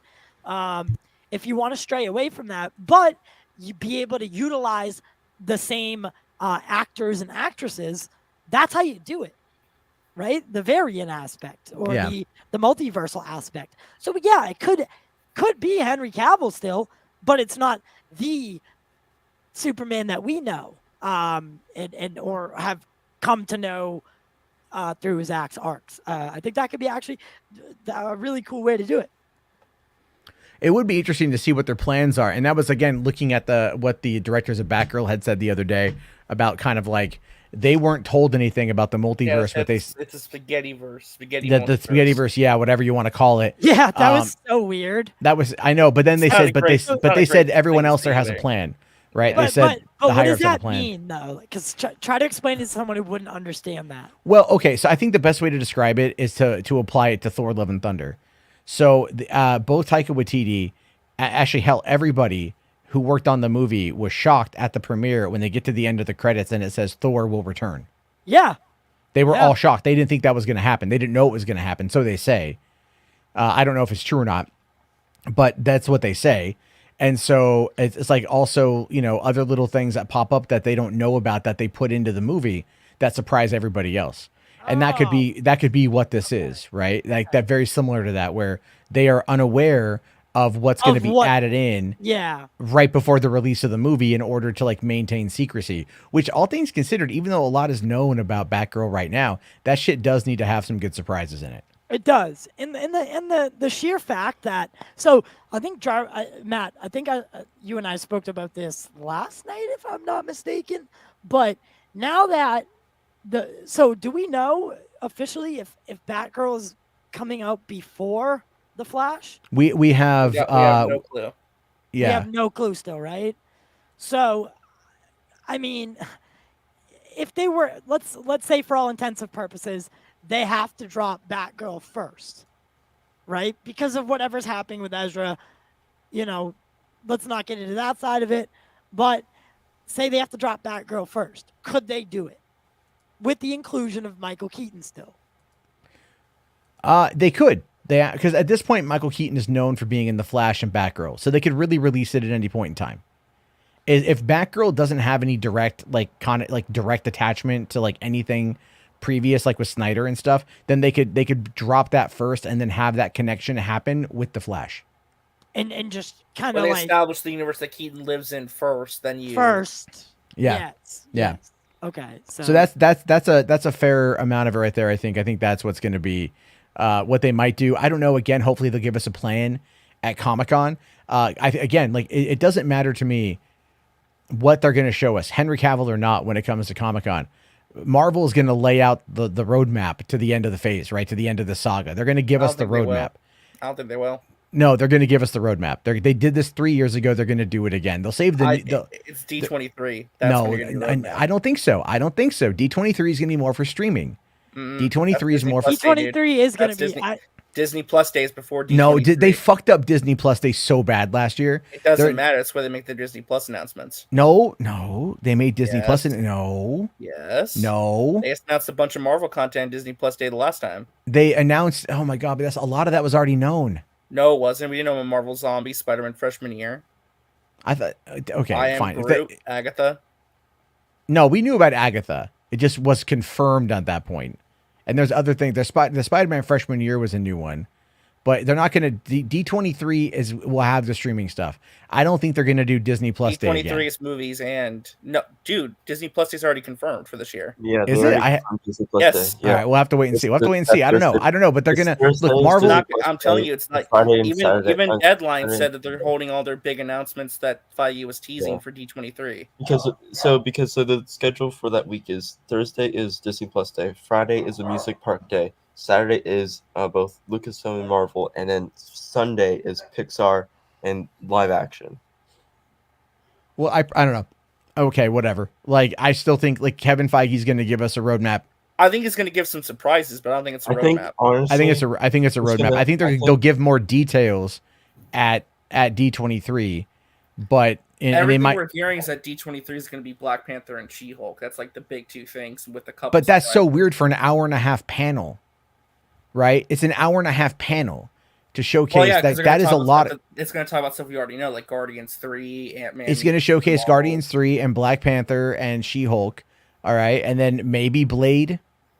Right, that's in production right now. Yeah, that'll probably be one of their last surprises. Maybe I don't think they're going to give us. I don't think they're going to give us, everything with with Disney Plus coming out of Hall H, But they're probably going to, in some capacity, give us. I hope you're right. I hope there's a roadmap. We get a ton of surprise announcements. But I just think it's going to be for D23. But I think at the same time, it doesn't really matter when it comes out, right? It doesn't really matter when it comes out. But you don't announce this mega panel for the end of Comic-Con and not have something that's a showstopper. No, there's going to be a showstopper. So either it's again, as we said, it's either Fantastic Four or it's Deadpool. But we don't need to relitigate that argument though. But whatever's going to happen with fucking Henry Cavill, hopefully we get it. We've kind of dipped way past that conversation at this point. So why don't we? Okay, so you got the Chud stuff here. Is that what's going on? Yeah, I brought it back up. Okay, we'll do a little bit of this. Oh yeah, we're also forgetting Cap 4. Yeah, well they'll probably have a little thing for Cap 4. So. I hope so. We'll see. I was on YouTube earlier with Skywalker, and they already posting on Mad Max. Still, Mike, you didn't know Henry Cavill was going to be at San Diego Comic-Con or some shit. I'm like, get the fuck out of here, dude. Look, how do you know what Mikey know and don't know? You don't know what the hell be going on. You don't know what they conversations is like. They don't know. Maybe. I'm sorry. Keep talking, man. Yo. You don't know what Mikey tells people that he's super cool with. You don't know. You don't know what nobody knows. All you know is nothing. Because you know what I'm saying? Because if you knew something, you would have seen that this was on the horizon. Yo, all the signs have been there. But no, you guys kept fighting and fighting and fighting each and every time, each and every step of the way, right? You just gave pushback and they celebrated this Rolling Stone thing, and they started trashing Ray Fisher. They were doing it on Max's channel. I couldn't believe what I was hearing. They were trashing Ray Fisher. Yo, that's what I'm saying, right? But it's cool because you'll deep dive into that. But you won't deep dive into your homie's racist jokes, though, right? You know what I'm saying? You know what I'm saying? You ain't gonna deep dive into that shit, right? And I know you ain't do no deep dives into Warner Brothers back in the day because if you did, you wouldn't be on that side. If you really did your see, and that's the truth, right? About this whole thing, right? That they can't get away from. It is an inescapable fact, right? They want to talk about all this and that, right? Anybody that did their due diligence on what happened with Zack Snyder and that damn Justice League shoot, right? You would be on our side. Pretty much. Absolutely. Pretty much, 100%. Right? because it was so like repulsive what they did to this man, right? Yep. That Unnecessary. right that you would have no choice but to be on our side. But the fact that you're not and you're speaking the way you speak lets me know that you not only didn't do your due diligence, but if you did, you're a bad person. Pretty much. A lot of y'all. What? All right, We're pause bad it. people What? now.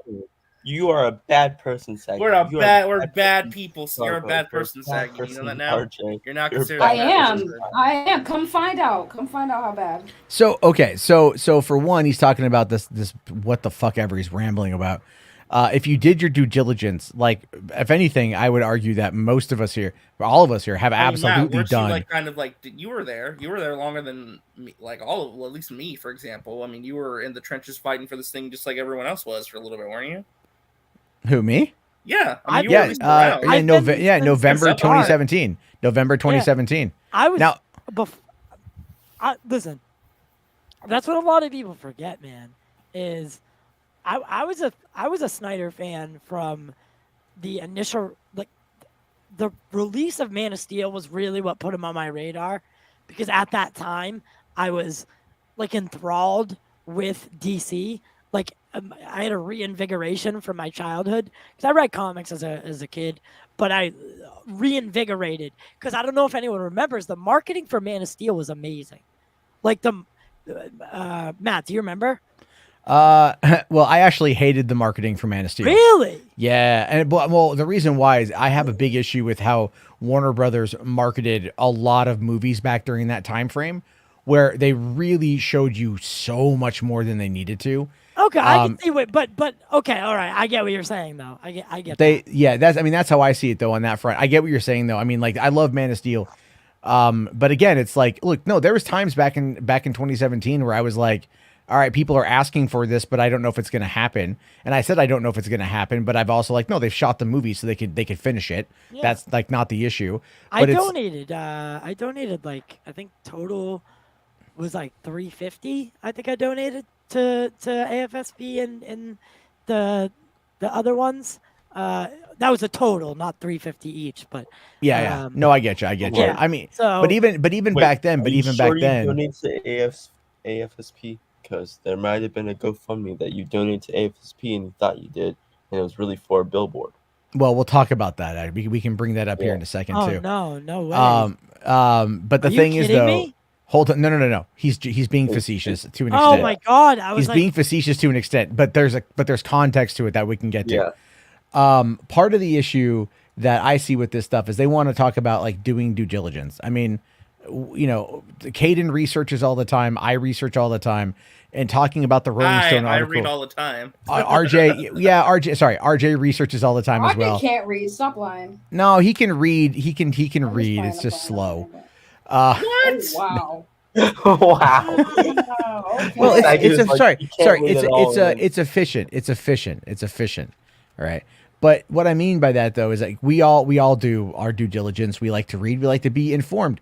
We like to make sure that when we talk to people, we're giving them information that is going to be useful to them. So we are aware. None of us here have supported Warner Brothers and how they acted during the shoot. Yeah. Of fucking. No, you know, they did screw Zack. That's undeniable. They screwed Zack. Undeniable. Yeah, they screwed him over. We all know that. No one has ever suggested otherwise. The thing is, though, is as we learn as time goes on through this reporting by Tatiana Siegel and other things kind of falling into place, we start to learn that there were, you know, that what you have is you have a broken man who is furious at this company for fucking him over, which he has every right to feel. And then that furiousness, that anger turns to rage and then bitterness and then cynicism.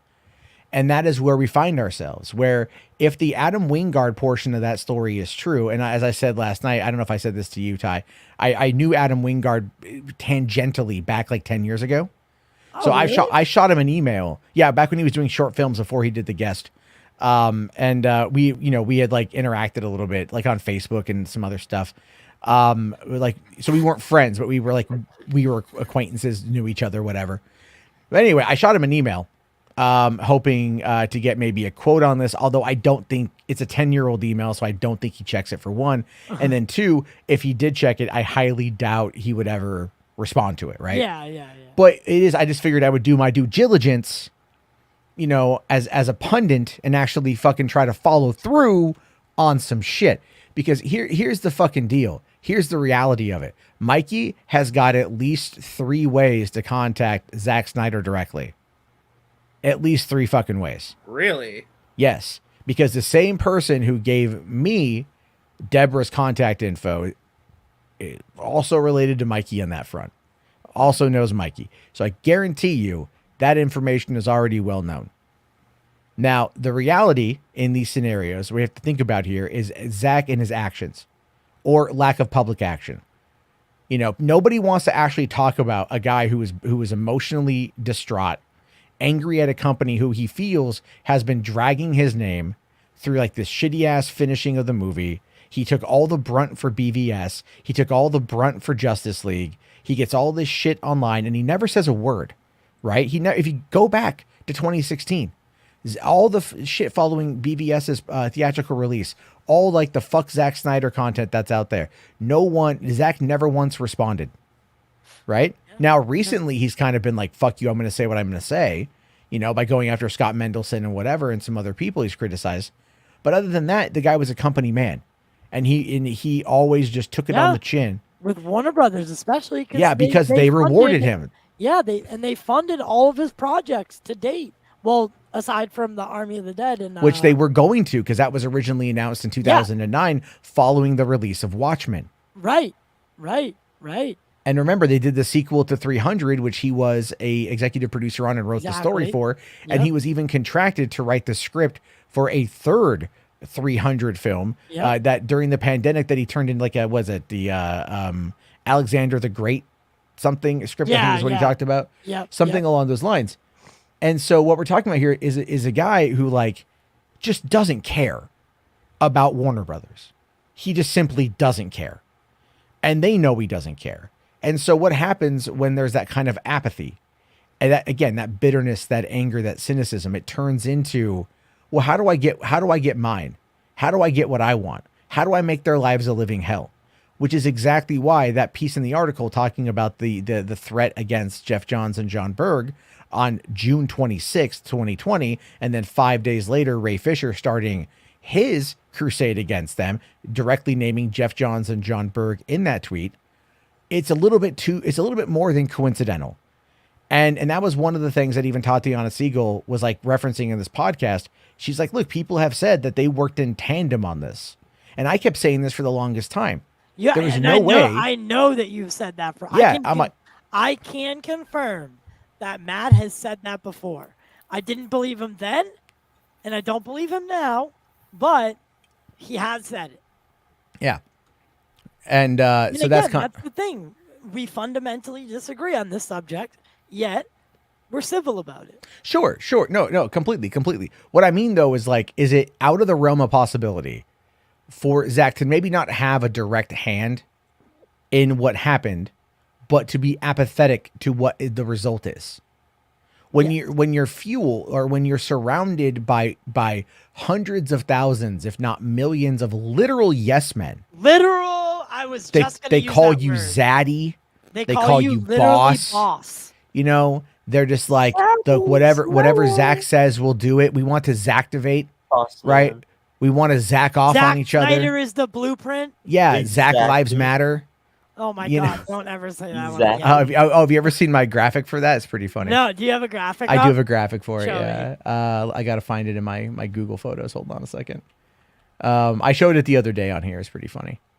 I already talked about this earlier, and I'm just kind of like, I obviously have a bias because of Rolling Stone, but it's it's not. But I understand your biasness against Rolling Stone. I say look at the author.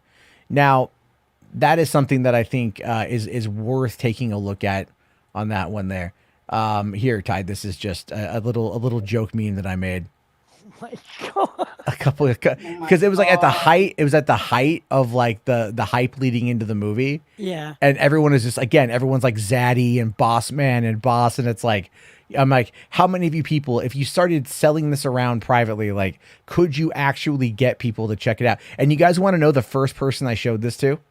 Who? You know the first fucking person I shared this with privately? Who? Skywalker the Jedi. No way. No Swear way. to God. Swear to God. First person I shared this with privately because he called into a show and I joked about it and I said, I'll send it to you. And he was laughing his ass off at it. He thought it was one of the Really? funniest fucking things. Yes. Holy shit. Yes. So he thought it was one of the funniest goddamn things. So he wants to sit not there. anymore. No, not anymore because it doesn't suit his narrative to do so. Because he's been told that I'm the fucking devil and shit. You and are the Antichrist. Apparently so, man. Apparently fucking so. I want to laugh We do we need to bring up the instances in the past of yours? Because apparently that's all that defines who you are. Oh yeah. Oh, 100%. Apparently I'm just this massive pedophile, according to these people. Heard You're that a all day racist, today. pedophile, polar bear hater. Oh yeah. Yeah. I had a guy. Can I just make a public service announcement? What's that? Hold on. I gotta do this properly. I just want to take this time to remind everybody that it's just a fucking movie. And everyone needs to calm the fuck down and just vibe. Just vibe. Okay, I'm done. I was just getting into it. There's I get that too. So let me talk about the incident that happened today. Oh, we're done laughing at the Chads. Yeah, I don't want to look at them anymore, man. We've already been. I'm already feeling it. I still need to get to bed because of the whole antidepressant stuff. So we've been on for a while. Oh yeah, no, I understand. But this is what I got today sent to me. I was at the doctor's office, and all of a sudden I got this message from this guy James. He's live now, by the way. Hold on, I'm just gonna message him. Say hi. How many people are? Hold on. So we got 100 people watching. 100 people. 100 people right now. Over exaggerated. Say like 1,000. Really shake it up. Yeah, really shake them up with. All right. Wait, who's that Bradley Williams guy? Is it the guy that's in the chat shitting on all of us? Oh, is that Bradley Williams, the guy that said that I had a husband? Yeah, that might be. Oh, yeah. right. Yeah, hold on. Let's look at this real quick, right? So he sends me. He sends this to me the other day. This is my own reel, right? And he just says, "Look at it." Oh, by the way, look at him here. Some Fsler trashed Jared's Loto's Joker under Garbo's video, and I was like, "So who is this meant for?" Oh, because That's him right now. he accidentally sent it to you. He accidentally sent it to me. Epic fail. And I'm just That's like, Bradley Williams, that guy in the chat. He's in yeah, Silk right. Red and Yeah. Max's Oh, Mad I just Outside. realized. Yeah, he's been calling me like he's been like going off on me all day today. and whatnot. Wait, go to his picture. Hold on, Rocking wait. that Go to his fedora. picture. Go to his picture. He Hold on. looks a little bit like drunk 3PO, doesn't he? A little No, bit not even. like Oh, okay. like No, a touched. he like- looks like a fucking literal. I hate to say it. Do not. I bet he is not allowed within a certain. I know, saw no, I footage of a agree. school. I know where he is Oh, from, what God. channel I know what channel he frequents, and I'm not surprised he looks like that. And he has nerve talking about people's looks, bro. You might want to. Yeah, I'm pretty sure he's not allowed within 100 yards of. I mean, he kind of looks like a soft-boiled drunk 3PO. Fuck, you man, know, I like love how he's wearing a fedora too. Just to it's an Indiana Jones fedora, and I'm like, you're sullying Indiana Jones. All right, now we could. Is That's that a real person? That's a real person. Can you message him and just say hi or something? Wait, yeah. what did the other kid say about being Oh, I haven't posted it yet, but I want to. We can laugh at Bradley here for a second, because I found he's got a YouTube channel. Oh no! Wait, he said. Wait. I play. So is it an acting thing? Like is it like a sketch comedy or something? Because he says he plays Daryl. He says he plays Daryl. I play Daryl. I know. I play Daryl. Yeah, on YouTube. Right. So is it like a sketch comedy or something? Well, it's called the JMVU. Oh, great. And he does little mocks here, like, "Oh, look, my 800-pound life, Daryl's story, addicted to mukbang." What? Daryl's Nikocado avocado. What are the animated ones? I don't even know. Oh, Let's check so- one out. What the Check one fuck? out. All right. We're giving you up. There you go, Bradley. Exclusive Bradley Williams content. This is There's gonna be one so like- bad. Come on. Oh my god, the volume. Oh my god. Sorry. Jesus, friggin' ear R word, bro. Dude, I'm excited. Are they is this their own animation? If it is, it's not that bad. It's good. If they're animating this, I don't know what's going on. I don't know. Yeah. I'm enthralled with the animation. Oh, hey, JR Bell. Hey, JR Bell, if you're watching this, hi. Dirtbag. Tell me this is them. I'm gonna contract them to animate.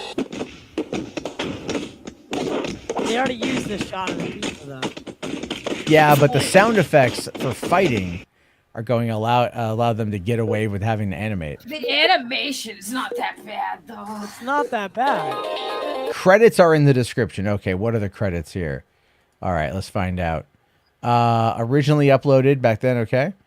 Animation, story, and music by Jacob Mangahas. Dude, he animated that. Well, no, but that's not him. But that's not Bradley Williams. Williams, though. That's not Bradley Williams. So go back. Maybe let's Oh, watch wait. it about, maybe Bradley didn't work on this video then. Yeah. Yeah, So well, so Where's but Bradley's I think actual videos. there's So this. he's there. That's Yeah. him So right let's there, take a right? look here at Addicted to Mukbang. Yeah. What is mukbang? This is Mukbang is eating food on camera. Eating Oh. food, yeah. Are we for sure this is Bradley? Then? San Fran Diego. That's not a place. That's him. I think that's him right there. Hi, my name is Daryl. I'm a Yeah, that's him. Avocado's mukbang videos. You know, the ones where he has a lot of food in front of him. I enjoy that very much. No, this is not real. This has to be a parody. Yeah, Oh, it no, has it's a to be. parody. It's definitely a parody. So He's it just- is. It's like sketch comedy. Yeah. In a way. Nick is my idol. I aspire to be him. It's your fault. Nick, you're a god. I love it. If he wasn't such an asshole that talked shit about us, this is actually pretty fucking funny. This is where I film my videos. Oh yeah, this is definitely fake. That is not his body, bro. Is that his body or is that? No, it's No, pillow. no, that's not his body. It's pillows. Welcome back to my channel. Today we're going to be testing out these candies. We got I like these his new shirt. Oreos. They're orange. We're supposed to be hating him, Ty. Stop liking his shit. Oh, I'm sorry. Yeah, I'm not gonna watch the Fuck fucking him. thing. Can you guys simply? I want to say, hey, we watched your videos. Good content. But Well, but no, wait, it's- but it's- wait, Max says I talk down to everybody. So I Well, it's sad because all of this dude and the people that he goes to the shit, all he do is like shit on us, call us F slurs, call us all kinds of fucked up shit. I'm like, but you have some kind of talent, bro. Why are you such a bitter bitch? Like, fucking do something with your life. yeah. I mean, I don't think that guy. I don't think that kid, the animator, whoever did the animation part of it, that kid has talent. The Bradley, that one was. I mean, that was bad. Like, No, he didn't just put a George Floyd thing on you, bro. No, not me. But that was a bit of a. I will make drink acid. Yeah. By the way, if it's the good kind of acid, I'll take it. Sadly, not the good kind of Let's acid. get out. So who's James Bond 20,000? So he's some random guy. It's a new account. I have no idea. Shit. I didn't forget the super chats rational. We're gonna get to that here in a minute. We're just kind of ebbing through this thing as best we can. So there's that. Sorry, I know, but we'll get to the Henry Cavill thing. But he says so. You're a fat of shit, right? Yeah. That was great. That was awesome. I should buy that domain name. So I'm in the doctor's office and I just get this notification like, oh, James Bond 20,000 wants to message you. And I'm like, all right. And it just says, and at first it just says, I will kill you, motherfucker. But then I'm like, all right, I take a screenshot. I laugh. I post it to the DM group and I think I posted on Twitter. And then all of a sudden he just comes back with, same your fucking mother. I hope some kill you. Fat of shit. I will make drink acid.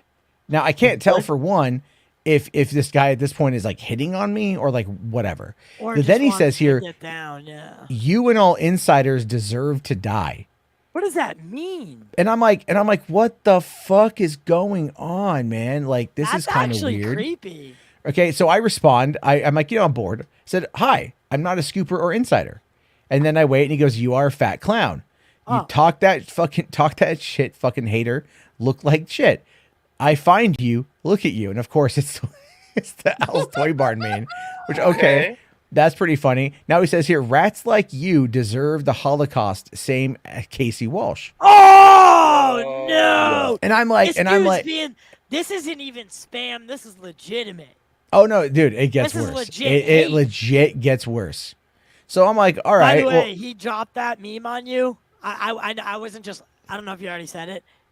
That's funny. oh no, it's very funny. No, it is I- funny. Like, listen. The Tobey Maguire on me. No, totally. I get this all the time, and it's perfectly fine. Even Nicotina did this to me yesterday too. Anyway, so with this meme, Wait, 'cause we were Nicotina kinda told you to die like in the Holocaust? No, Wow, the meme with Alice Toy Bar. No, we were I'm fucking kidding, around I'm on kidding, Twitter. I'm kidding, yeah. Dude, So that Holocaust shit, that always that caught me bugs by surprise, right? That caught me by surprise. Also, I got a lot of shit when I said that a lot of Snyder Cut fans are fucking anti-Semites last night, because I looked through a bunch of their stuff, and oh yeah, they're On super my show or your own? No, on Twitter. I was looking around last night on Twitter, came across a bunch of Snyder fans that are full blown like just anti-Semites. And they're like, "What do you mean we can't?" Like, someone tried saying that I was a fan of Eve Barlow today, and I'm like, I don't even know fuck, who that is. that was Amber Heard's like bestie from the trial who got kicked out of the trial. And I'm like, fuck Amber Heard, man. I don't give a fuck about Amber Heard. Like, I don't care about Eve Barlow. Like, no, it's just you guys are dumb. So then I just say here, okay, so let me ask you some questions. Why are you mad at me? Why do you think that I meant to say I'm an insider? And he says, because you are a hater of shit. And I'm like, So okay. you hate shit. So you Right, hate yeah. shit, Like, so- yeah, most of us do. you- It's a Yeah. very uncomfortable thing that humans have to do. Yeah, so I said, what am I a hater of? I honestly don't hate anything. I like to troll. I meant to say I like to troll, but I'm actually a fan of quite a bit, which is true. If you guys know me, you guys know I like a lot. Yeah. So he says, you are a piece of shit and hypocrite with Snyder stuff. Go to hell, motherfucker. You are the same shit like Casey Walsh. That guy deserves to die. Dude, no. And I'm like, okay. I'm sorry, but Casey's my friend.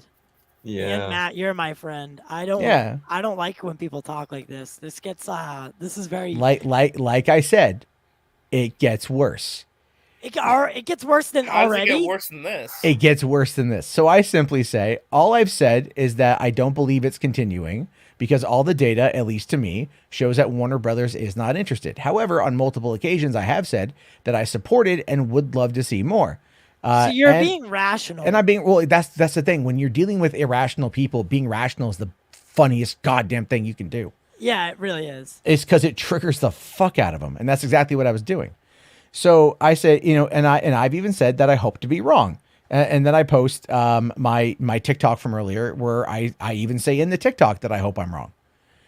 So then he watches it, right? And then he comes back like a little while later. This is, what time was this at? This was like at You're assuming it was a while after. It was a couple hours. It was a couple hours later, right? Yeah. So all of a sudden he says, "Fuck you, motherfucker. I will kill you, same Casey Walsh. I will burn his face with acid. I will kill your mother. Casey Walsh deserved to die. Same you. I will kill you. Same Casey Walsh. Casey Walsh, I'm going to burn this disgusting shit face. I'm going to rape his fucking mother. Whoa. Same with you. Nope. I Nope. hope you get Nope. cancer. Same Casey Walsh. I will kill you, motherfucker. The same the bitch of Jesse T. White, who's another dude on Twitter who fucking argues back against the Snyder Cut. Fuck yourself. Fuck you. Then we get to this. Now I will. What is that? Before we get into that, I just want to get your guys' takes on what we have seen from this clearly rational individual. So, I hate to cut anyone off, but Matt, have you sent that to Casey?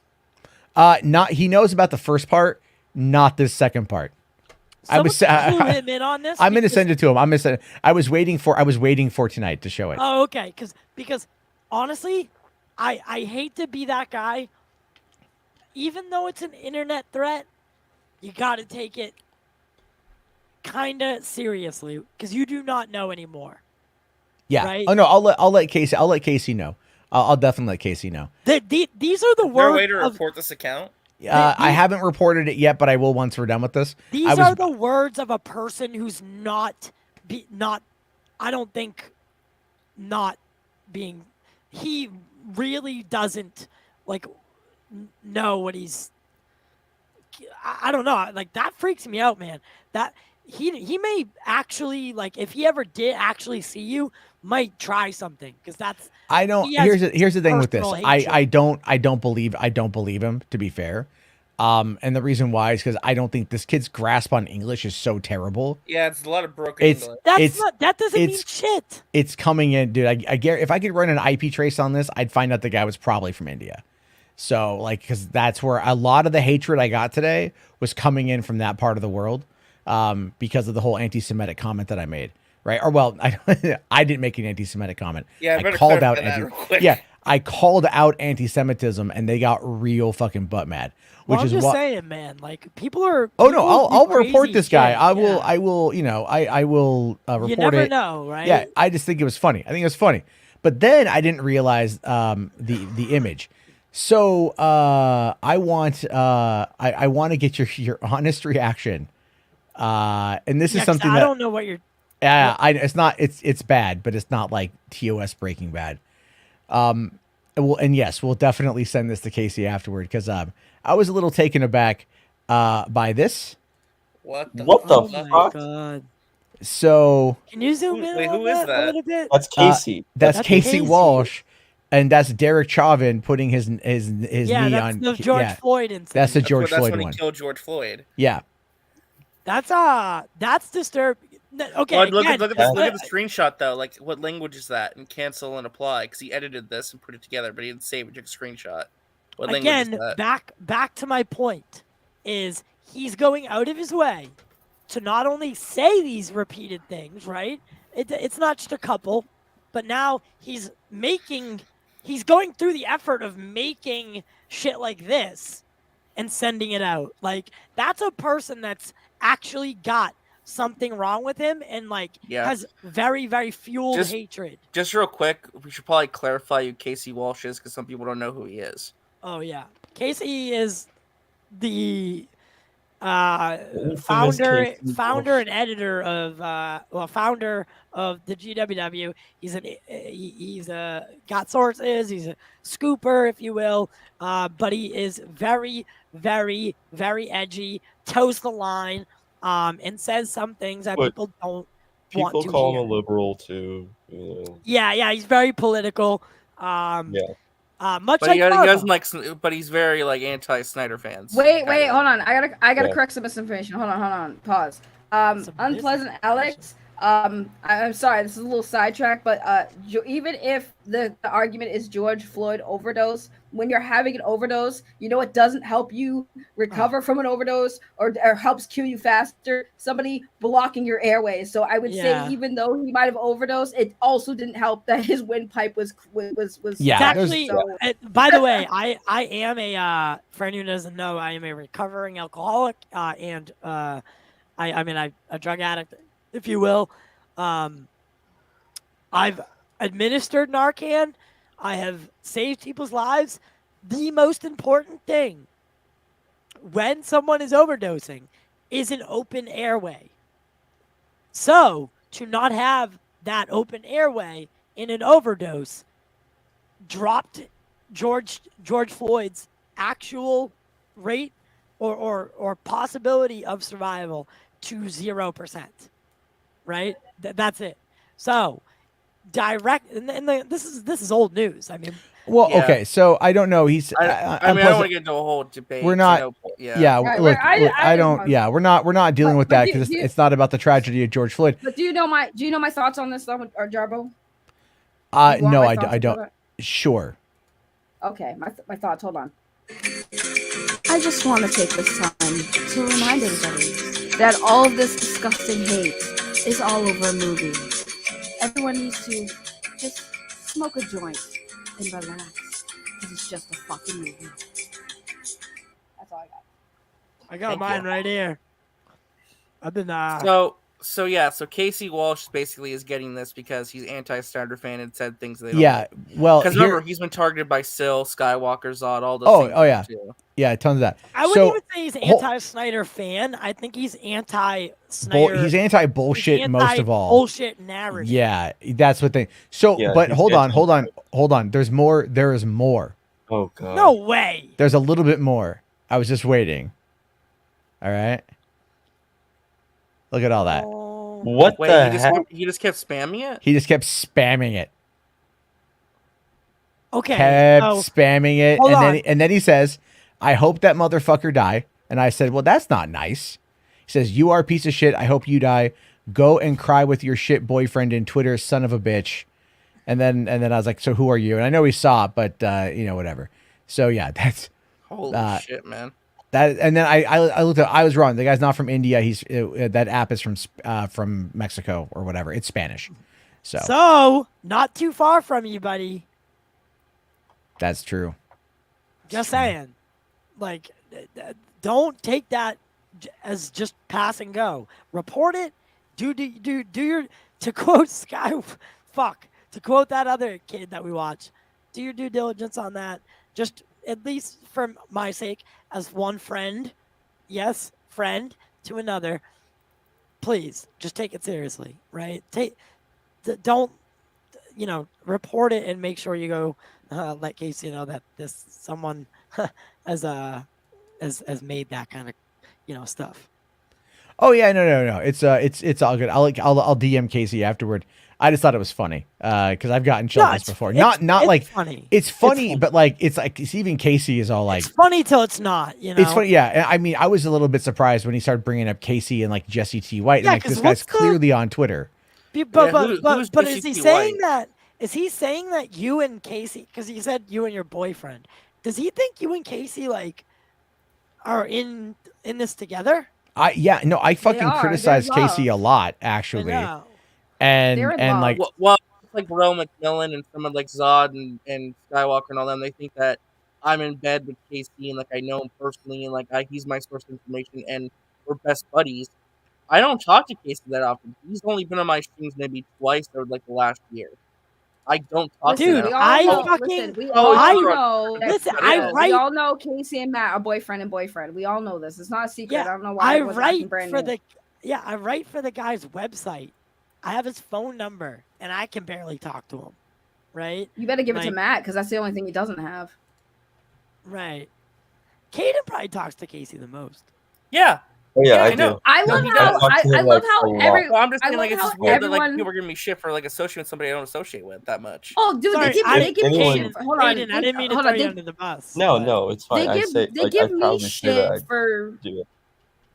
Well, they give me shit for associating with Casey, but I'm like, dude, I only talk to Casey in Spaces and Twitter Spaces. I don't talk to Casey personally. I barely have talked to Casey.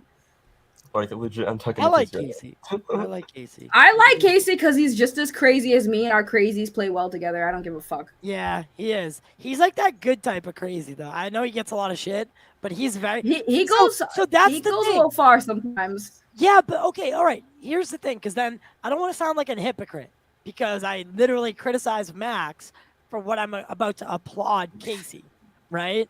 So I want to clear that up real quick. Casey's eccentric, but in a way that he's very logical and tactical, and there's something about him that I could listen to him talk for a while. And I don't know. I've gelled with him. So there's that, and I don't feel that with, and again, I hate to bring it back up with Max.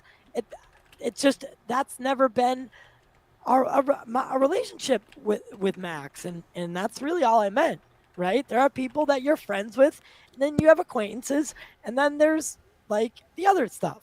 And I don't know. It's been bugging me. It's been on my mind.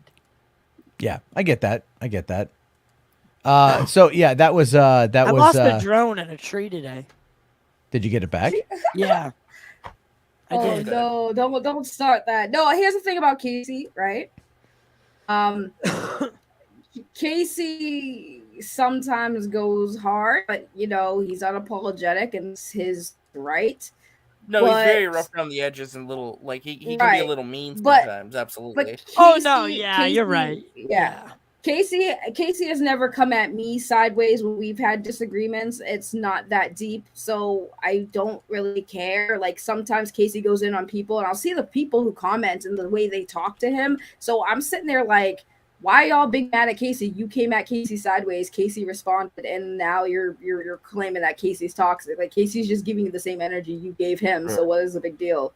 Like It's relax. funny, because like the thing is like that Casey's not Casey. People attack Casey for certain things that if like the certain things they attack him for is so odd and bizarre and then when he like gives them a fact or like hits them back with something that they're like, oh, that's not true, or oh, that's why are you saying that? Like he's saying it because he knows how to respond to what you're saying. Yeah. Majority of the time. Yeah. Well, Casey also again he likes to pick fights. And all things considered, I get it. I like some of his movie takes. We do agree politically in a number of ways. But I also feel like the edginess of his approach can be, or his abrasive approach can be off-putting. And I know how to do an abrasive approach, but it's like you can catch more flies with honey rather than vinegar. It's like why I was like just kind of talking to this guy. I'm like, let's talk to him. Like, I'm not worried about it. But like, yeah, like, why are you so mad? Like, instead of being like, yo, you cuck beta bitch, like, so like, what's up? Like, what's going on? Like, why are you upset? And then, like you can usually, it's like Krypton's Core and I weren't getting along. I ended up on a stream with them and we're fine. We talked, kind of like I joking. Oh, he was probably also drunk. Well, so but we, we bottles. took a few shots at each other, but it was friendly enough, and then it went from there. And that's really what it boils the fuck down to, is with all this shit. But okay, let's move on. But there's a couple quick super chats to get to here because I did kind of forget. And so Rational here said talk about Casey Walsh. That's why I held off on the Casey Walsh thing, dude. I had to wait until we got to the point where I could tie it in. That's what happens. I have a plan. All right, I'm the blueprint, baby. Bravo is a man with a plan. Yeah. But anyway, Rational here says Casey Walsh said if Cavill Superman stays in DCEU, it derails Supergirl's story post Flash. Did he really think Zaslav would go through with a female Trinity? I think Zaslav will follow whatever money's easiest to get right away. Yep. And then he needs to build the studio. He needs to put it in a place where they can then start taking these storylines further, right? We're back at that point. Like I've said for a long time now, the DC brand, it's almost like it's been running in place at the start line, right?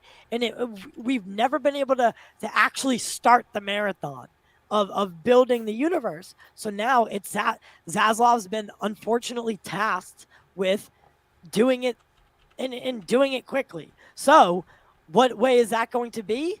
It's going to be the way that makes the money the quickest. Yeah, basically. And you got Supergirl like going to like meet Superman or find Superman. Yeah, and guess what? Female superheroes right now are popular.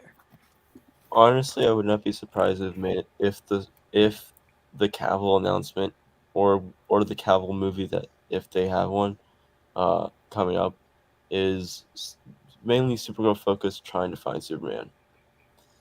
Yeah, and like that makes sense. And like even though it'd be called like in the vein of a Henry Cavill Superman movie, I'm sure by like it's like an act. She finds him, but he's not the same as she thinks he is, because she has different memories of that we think, and like blah blah blah blah, and like he's under the guise of Brainiac or whatever, some shit like that. Yeah, they need, if we're building towards anything with the Superman Supergirl thing, Brainiac I think needs to be the next the next. Well, Zaslav still needs to worry about finding a DC head. They still haven't gotten that job done yet. Well, I read an article the other day that had more or less hinted at the fact that it will probably that Hamada will probably be fine. Well, because there's nowhere else. Like they literally have no one else to take over the job right now. Yeah, and that's the thing with that too. So all right. So anyway, thank you for that one, Rational. H Barts for $2 asking Ty, how you doing? Hey, H Barts, my man. I love you. And then Jess here for $2 says, "Okay, guys, calm down and make up." That was a while. I did that was a long while ago. Well, I did bring it up on the screen, but I was like enjoying the show. And then H Barts for another $5 says, "RJ, in September, I'm going to get you a copy of The Last of Us remake." Oh, that's very kind of you. That's very man. nice of you, That. H Barts. Thank you. Why don't you do that, buddy? That's the thing is, I want to get that. I think you and I were talking about that before. $70. Yeah, that's $70 is fucking expensive. And then Ahsoka Tano here says, "I'm Indian and I found that funny and not surprised." Thank you for that. And then Just a Lame Duck here says, "Hello there in Stonerville, me so baked." I'm with you, Lame Duck. Is that the same? Is it the same guy? That just some random duck, the same Duck Rogers guy talked about Riley Reid or whatever. Maybe there was one that might be him. It was like because it's like he has the same Duck Dodgers profile picture. Probably. Riley Reid is really identifiable by her back tattoos and her bush. Yeah, she does always got the bush, and she's I wish got she wouldn't. the '70s bush going on. I wish she wouldn't, dude. She would be so much better. I don't know why. I'm okay with it. I'm normally not, but I'm okay with that. Like I think it works for that. It's like exotic. No, but I guess she doesn't. I wouldn't call it a '70s. I think she's. It can get pretty massive at times. There are videos where it's yeah, I agree. Yeah, there we go. Anyway, he says yes, Riley Reid. There you go. There you go. All right. Shaved is blah. Well, I mean, depends on who the person is, but yes, I And then agree. your Mama Steve saying, "What do you shaved is blah? Shaved is the only way, my friend." Yes, fine. Mama Steve. Like he actually did say exotic. Way, Yes, but... he did. Yeah, I said.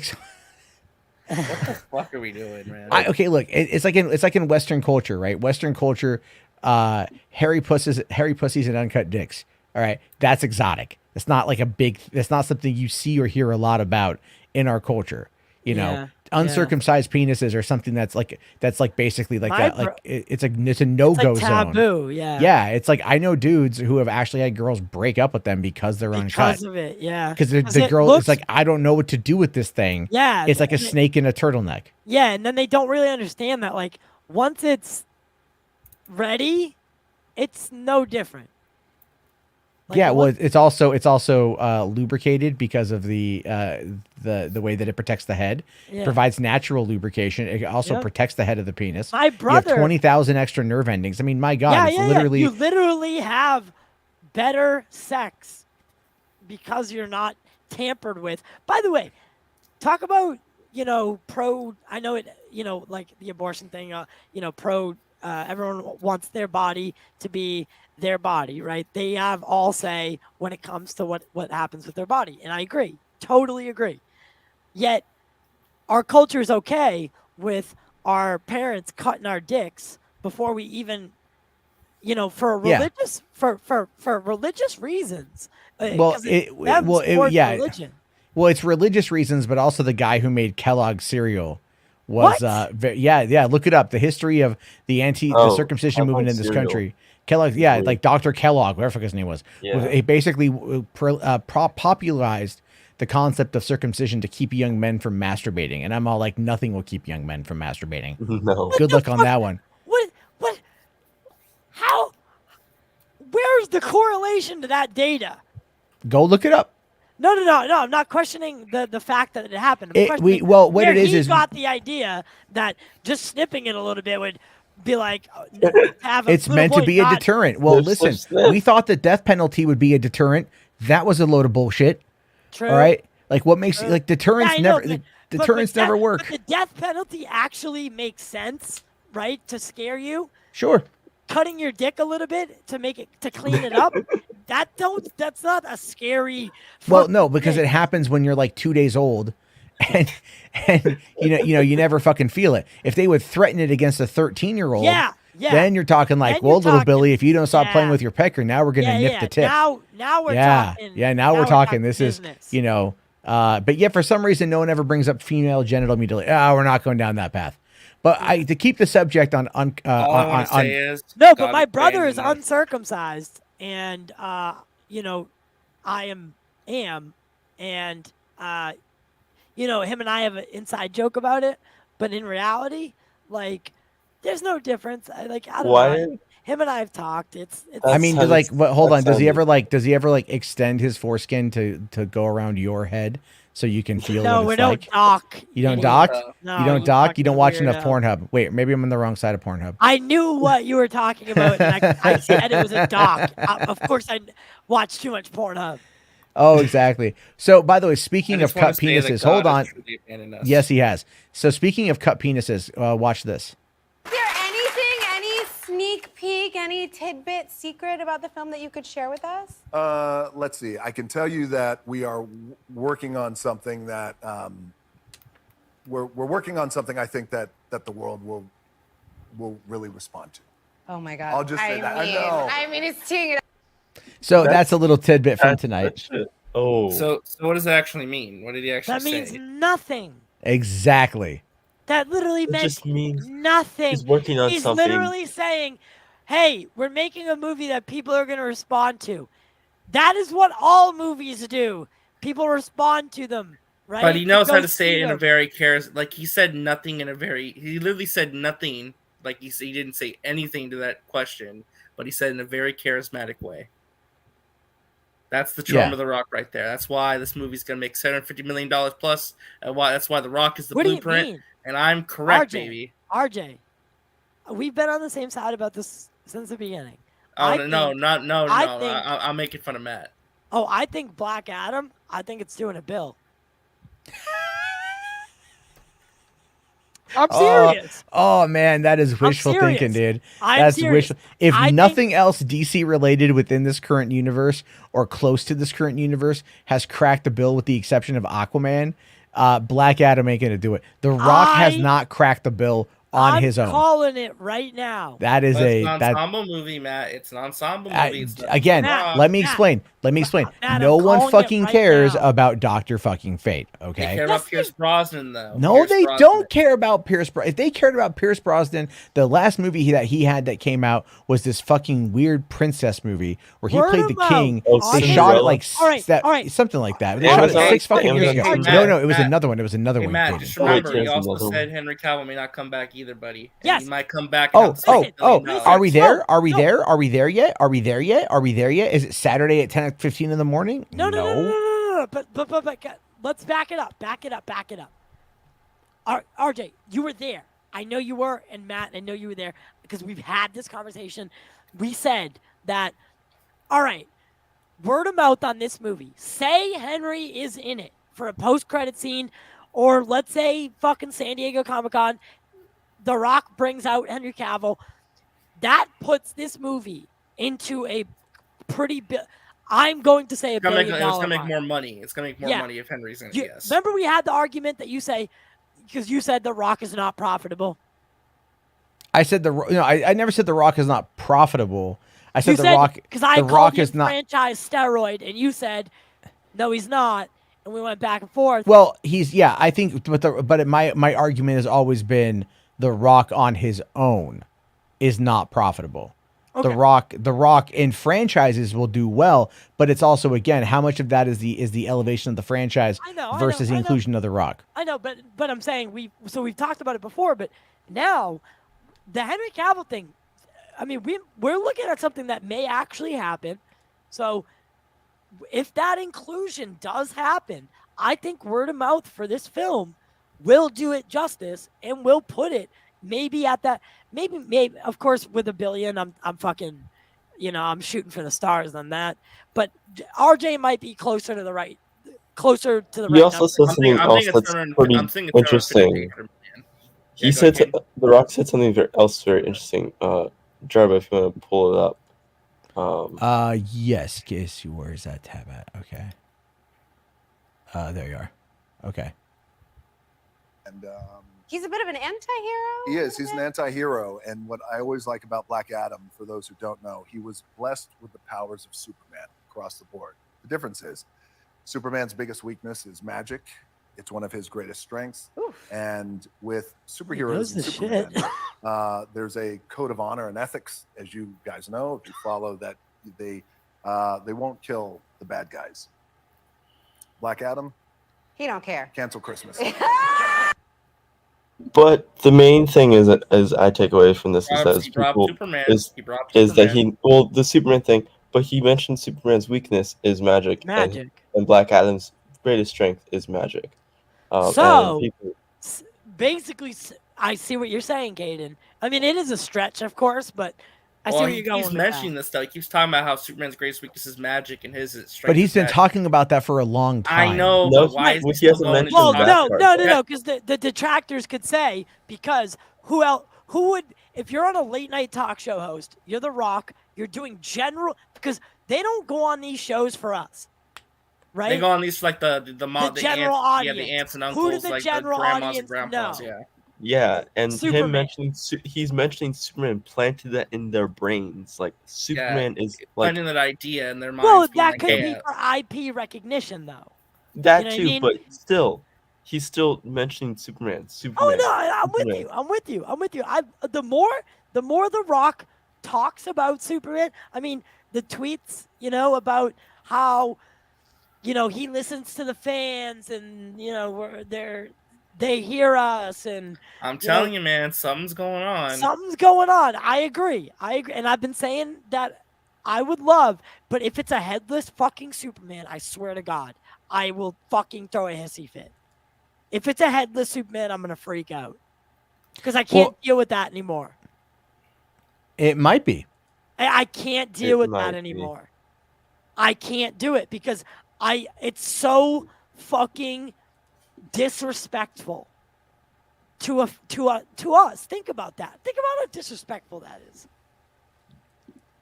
I mean, me personally, I don't care. I mean, it's gonna be annoying because it's like the third time in a row. How do you not feel disrespected by that?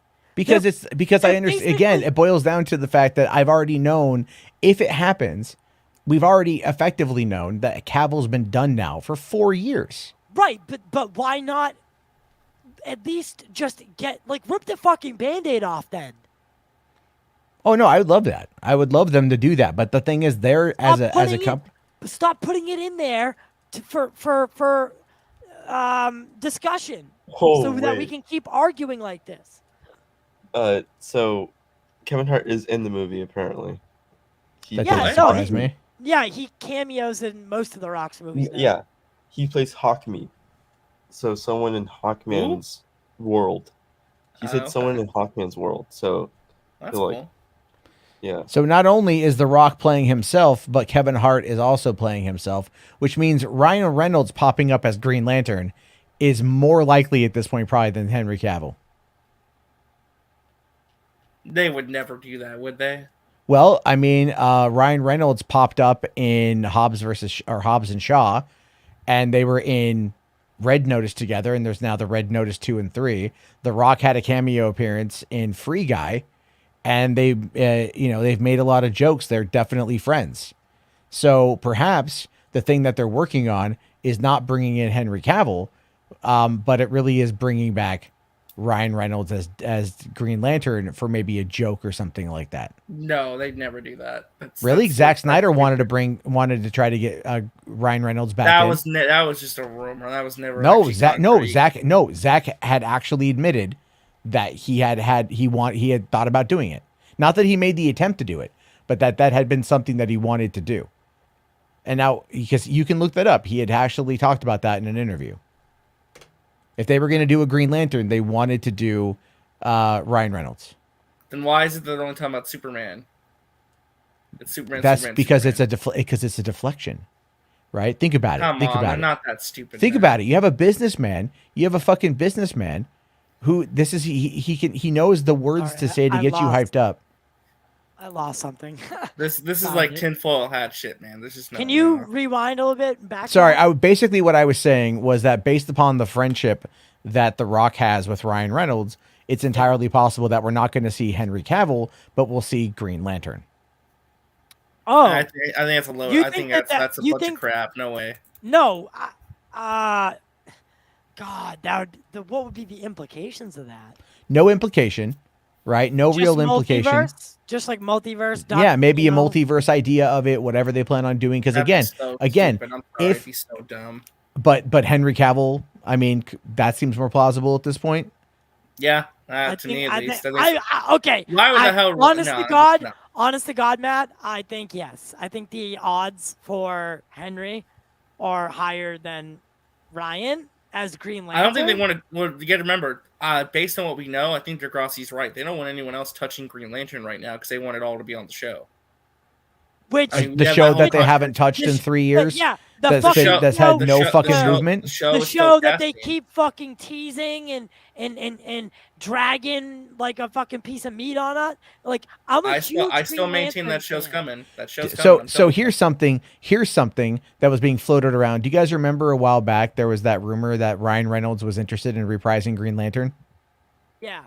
And everyone had a thought that it had more to do with kind of forcing the contract with Marvel to be signed. If not, he would then go back over to DC and they would lose Deadpool, which would be a massive blow to that $70 billion deal that they just made. That was a theory. It was a rumor, right? Again. And then we found out that it happened. Well, somebody I read today, somebody had said, what if this thing from Deadline was them planting a rumor to get a buzz going around it in order to maybe force someone to sign a contract to kind of push them into doing it. We don't know who it is. We don't know what it is. But all Deadline said was that there was buzz surrounding it, and then because here's the thing: is having Henry Cavill in a Zoom call is not as impactful as having Henry on stage saying "I'm Superman." Right? No, It's I not the agree. same. Not the same thing at all. Henry, according to Collider, Frosty is working in the UK on Wednesday. We covered that at the beginning of the show. Or Friday, he'll be shooting. They're gonna do something. Don't worry. They're so- gonna fly him in. But again, that is like That's a like rough 11 fight. to 16-hour flight to That's a get out. rough flight. I'm telling you, they're gonna fly him in. That's a tight schedule though. That's a very It's tight not schedule. impossible. They've done it before. No, Comic-Con, it's though. no. They've done it But they before. fly them in from across the country, not across the Yeah, world, dude. It's not. No, they've flown people across the world too. It's No, not. give me an example. improbable. Please I can't give me you a an fucking. example off the top of my head. Because dude, have you been in Hall H? No. I have. I've covered it. no, I've covered it. I have. No, RJ, they have not flown. The someone from furthest around the away that I world. recall them flying anybody in was like Canada. Most of the time, they fly everybody in Yeah, from where it's they're already- shooting the movie in like Yeah. the southern parts of the United States. Yeah. Or the actors drive down from LA that morning and get stuck in traffic Or because they're dumb. production on the film. Well, hold on though. Do you think that Shifts.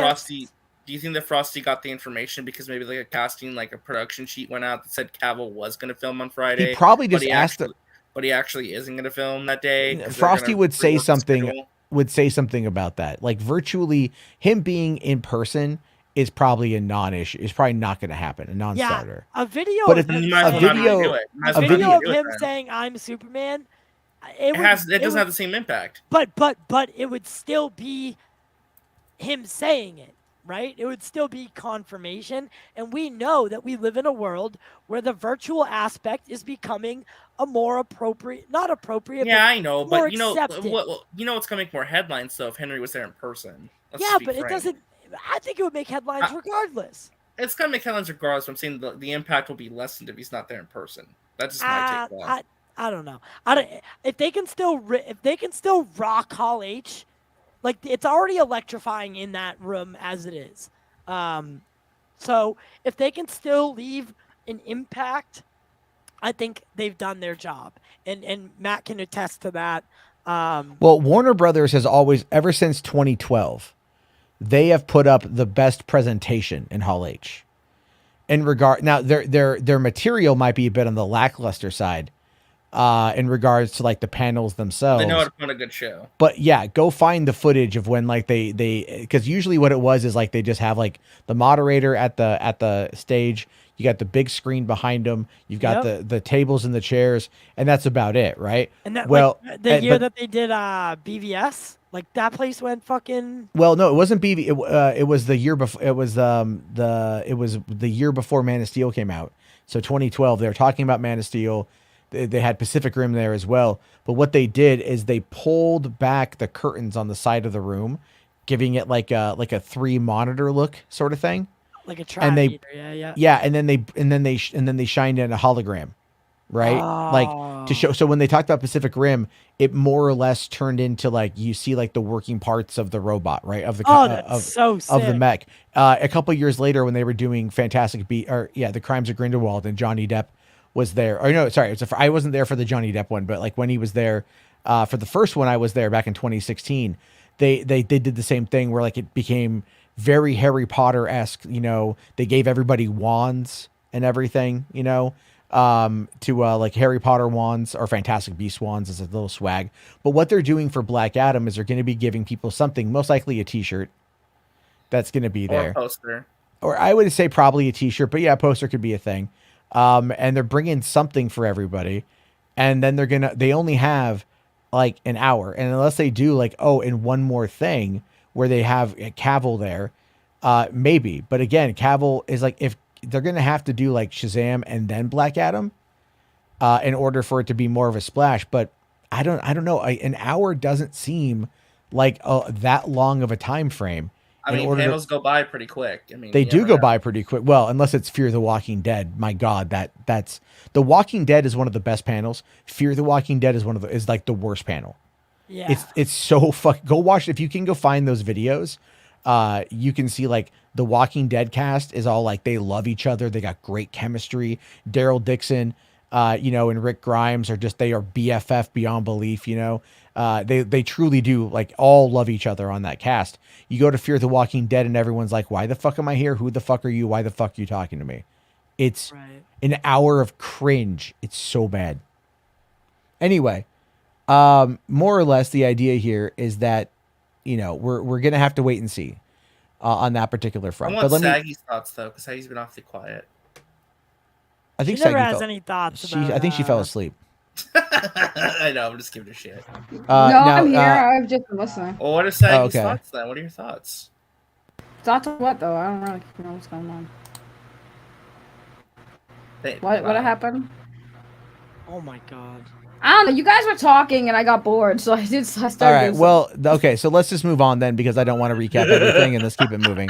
No, it's nothing against Saggy on that one. It really is just it is just that. I legit don't care. That's perfectly fine. So Rational here says Zaslav ordered a Concorde just for Cavill. Haha. Benson for £5. Thanks, buddy. Says Remington Steele won't make Black Adam $1 billion movie. The Raid will help this movie hit 400 million worldwide. Oh, the Roid. Sorry, Cavill Bond. Oh, because he thinks because Benson is under the belief here that Cavill's going to be the next James Bond. I don't think he is. It's gonna be somebody else. Yeah, I think they want to go with a younger actor. They're gonna go way different than people think they. Yeah, I don't think it's going to be a woman, but it might be like a young. It's gonna be a. It's like a person of color, I think. Yeah, it's going to be a person of color. And color. that is going to, I don't even want to deal with that discourse. Yeah. Honestly, hey, guy, you know the guy who plays Hawkman? Oh, Aldous Hodge? Yeah, I think he could be a good fit. Yeah. Max Irons. Yeah, Max Irons as well.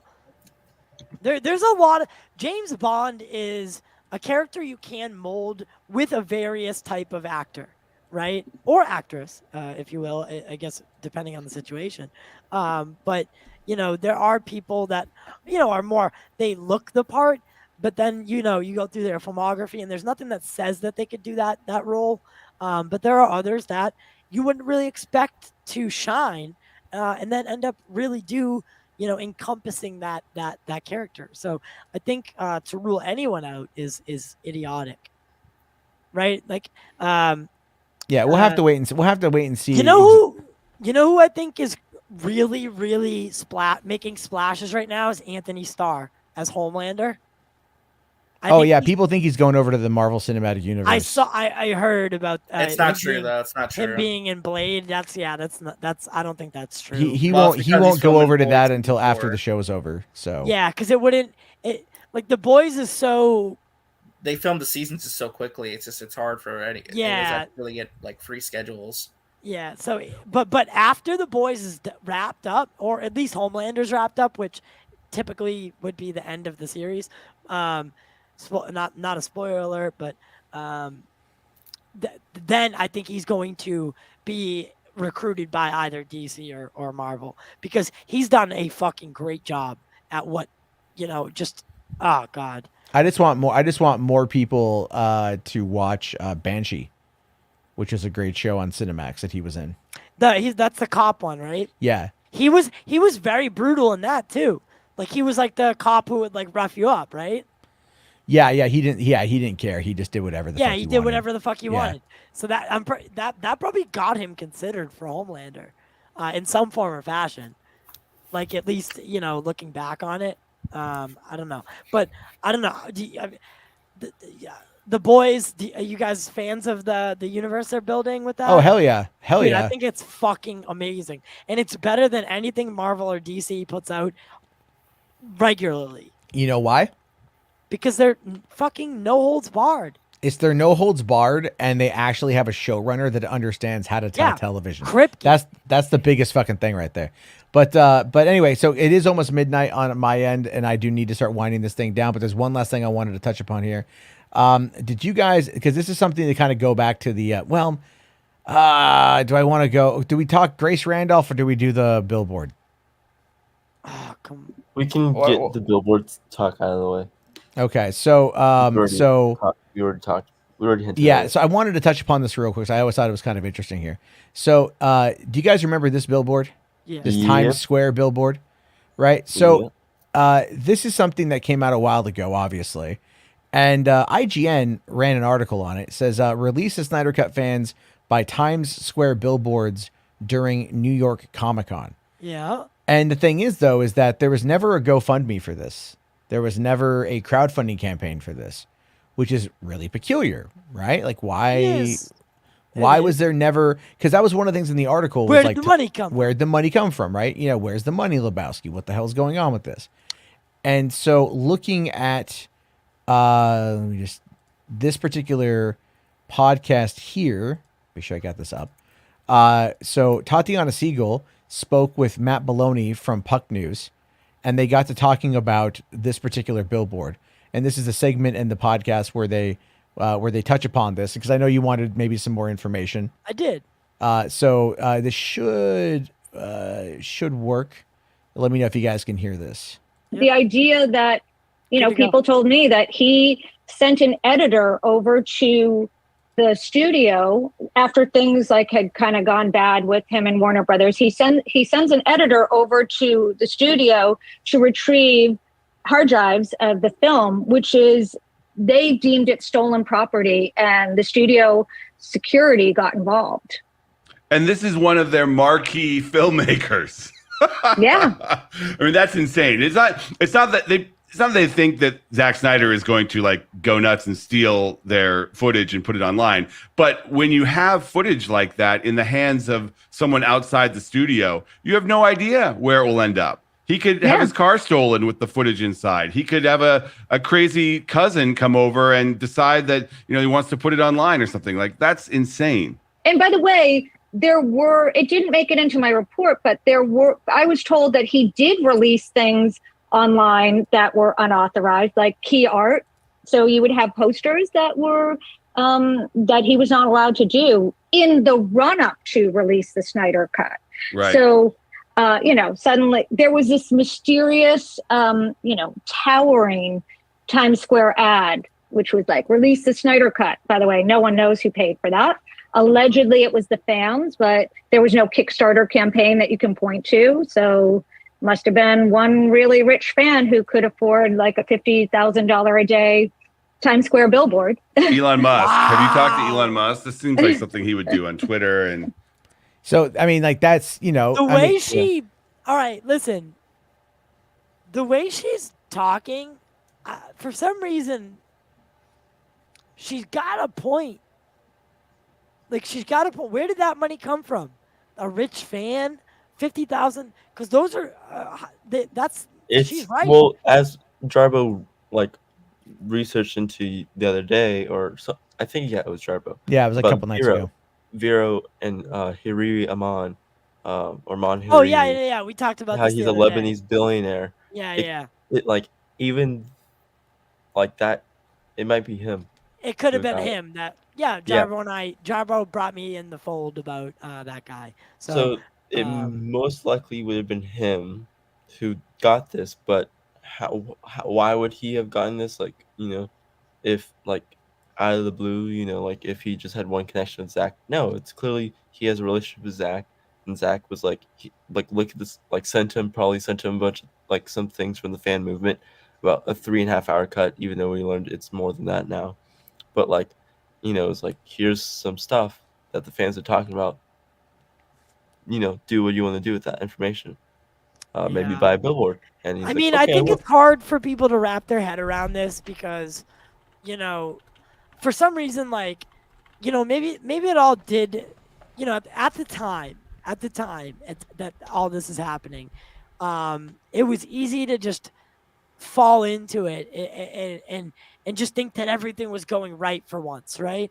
After years of difficulty and struggle to get this thing done, all of a sudden there was this final push, if you will, and that really, like, the if HBO Max wasn't in the state that it was in, right, all those dominoes had to fall the right way. And it, HBO Max needed that content or needed something to kickstart it up, much,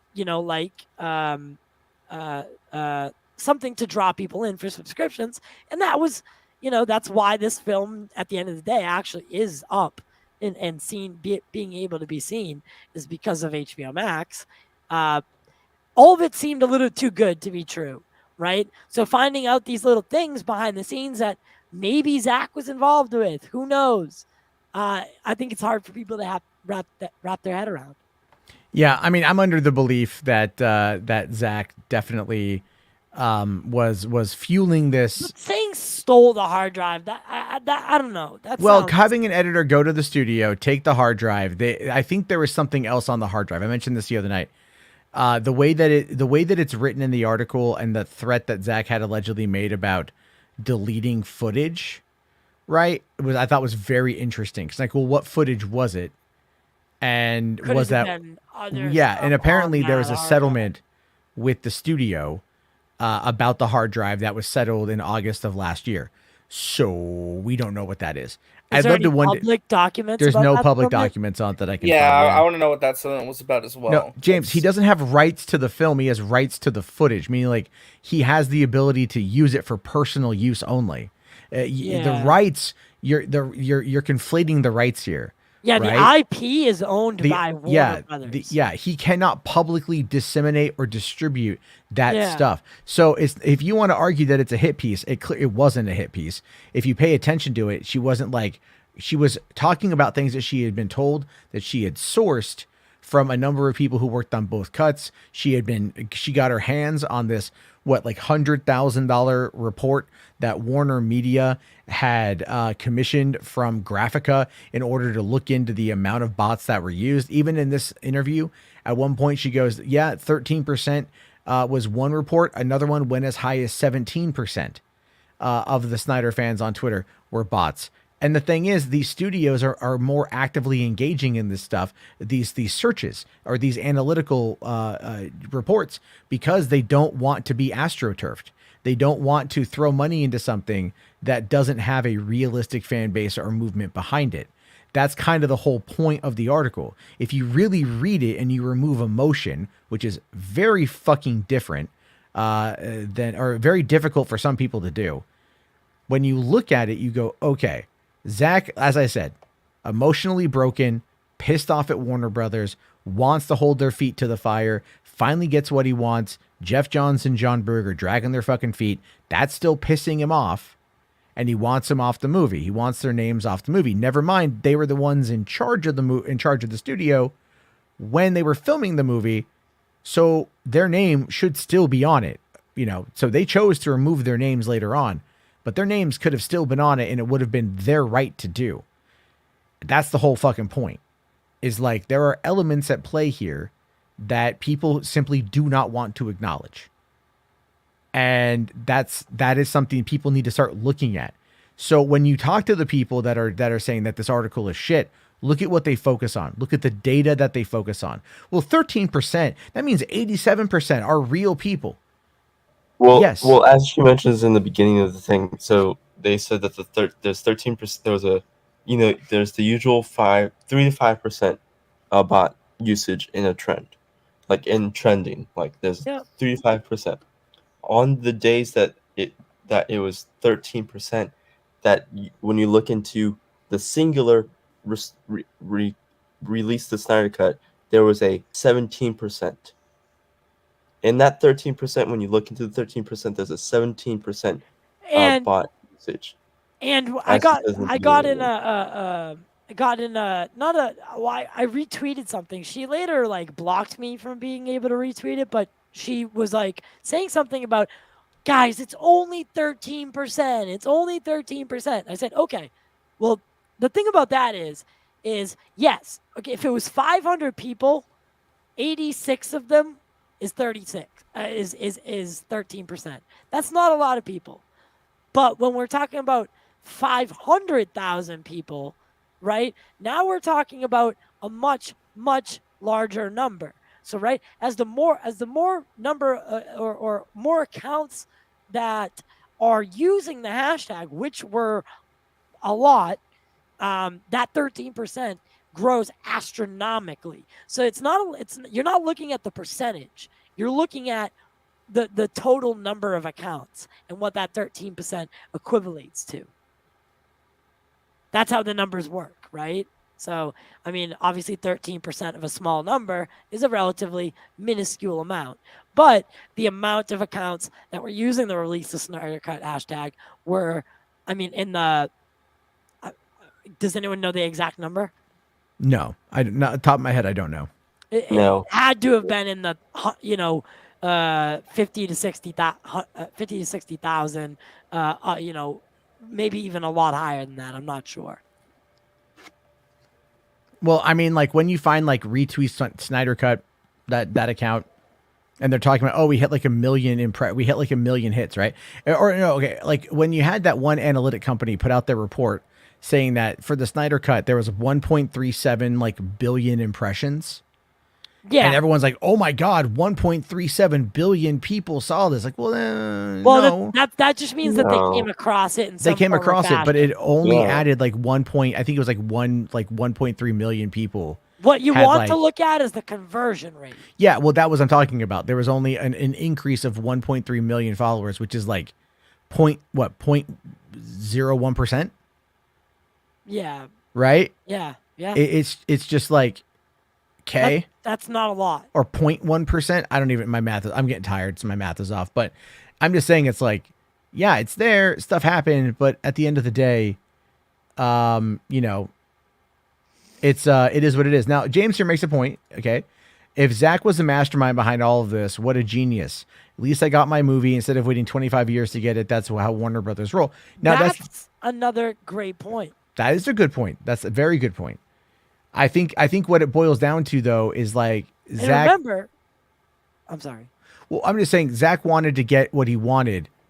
He didn't want any compromises. He wanted to do what he wanted to do, and he fought for it. But now we're, and I don't care about threatening Jeff Johns and John Berg. I don't give a fuck about that. Sometimes you have to fight a little But dirty. I do think that Ray Fisher and Zack worked in tandem, fucking flat out. I think the dates are absolutely there. I think Walter Hamada started becoming a bit more of a pain in the ass to Zack leading into the release of the movie. So if you noticed, Ray Fisher started kind of turning his attention to Walter Hamada. We showcased the other night, Ray Fisher is a petty bitch. A petty bitch. Hey. No, he's petty as fuck, dude. Ray Bitcher. Petty as fuck. Absolutely. No, I showed what? Multiple examples last night, right, Caden? We had like multiple examples.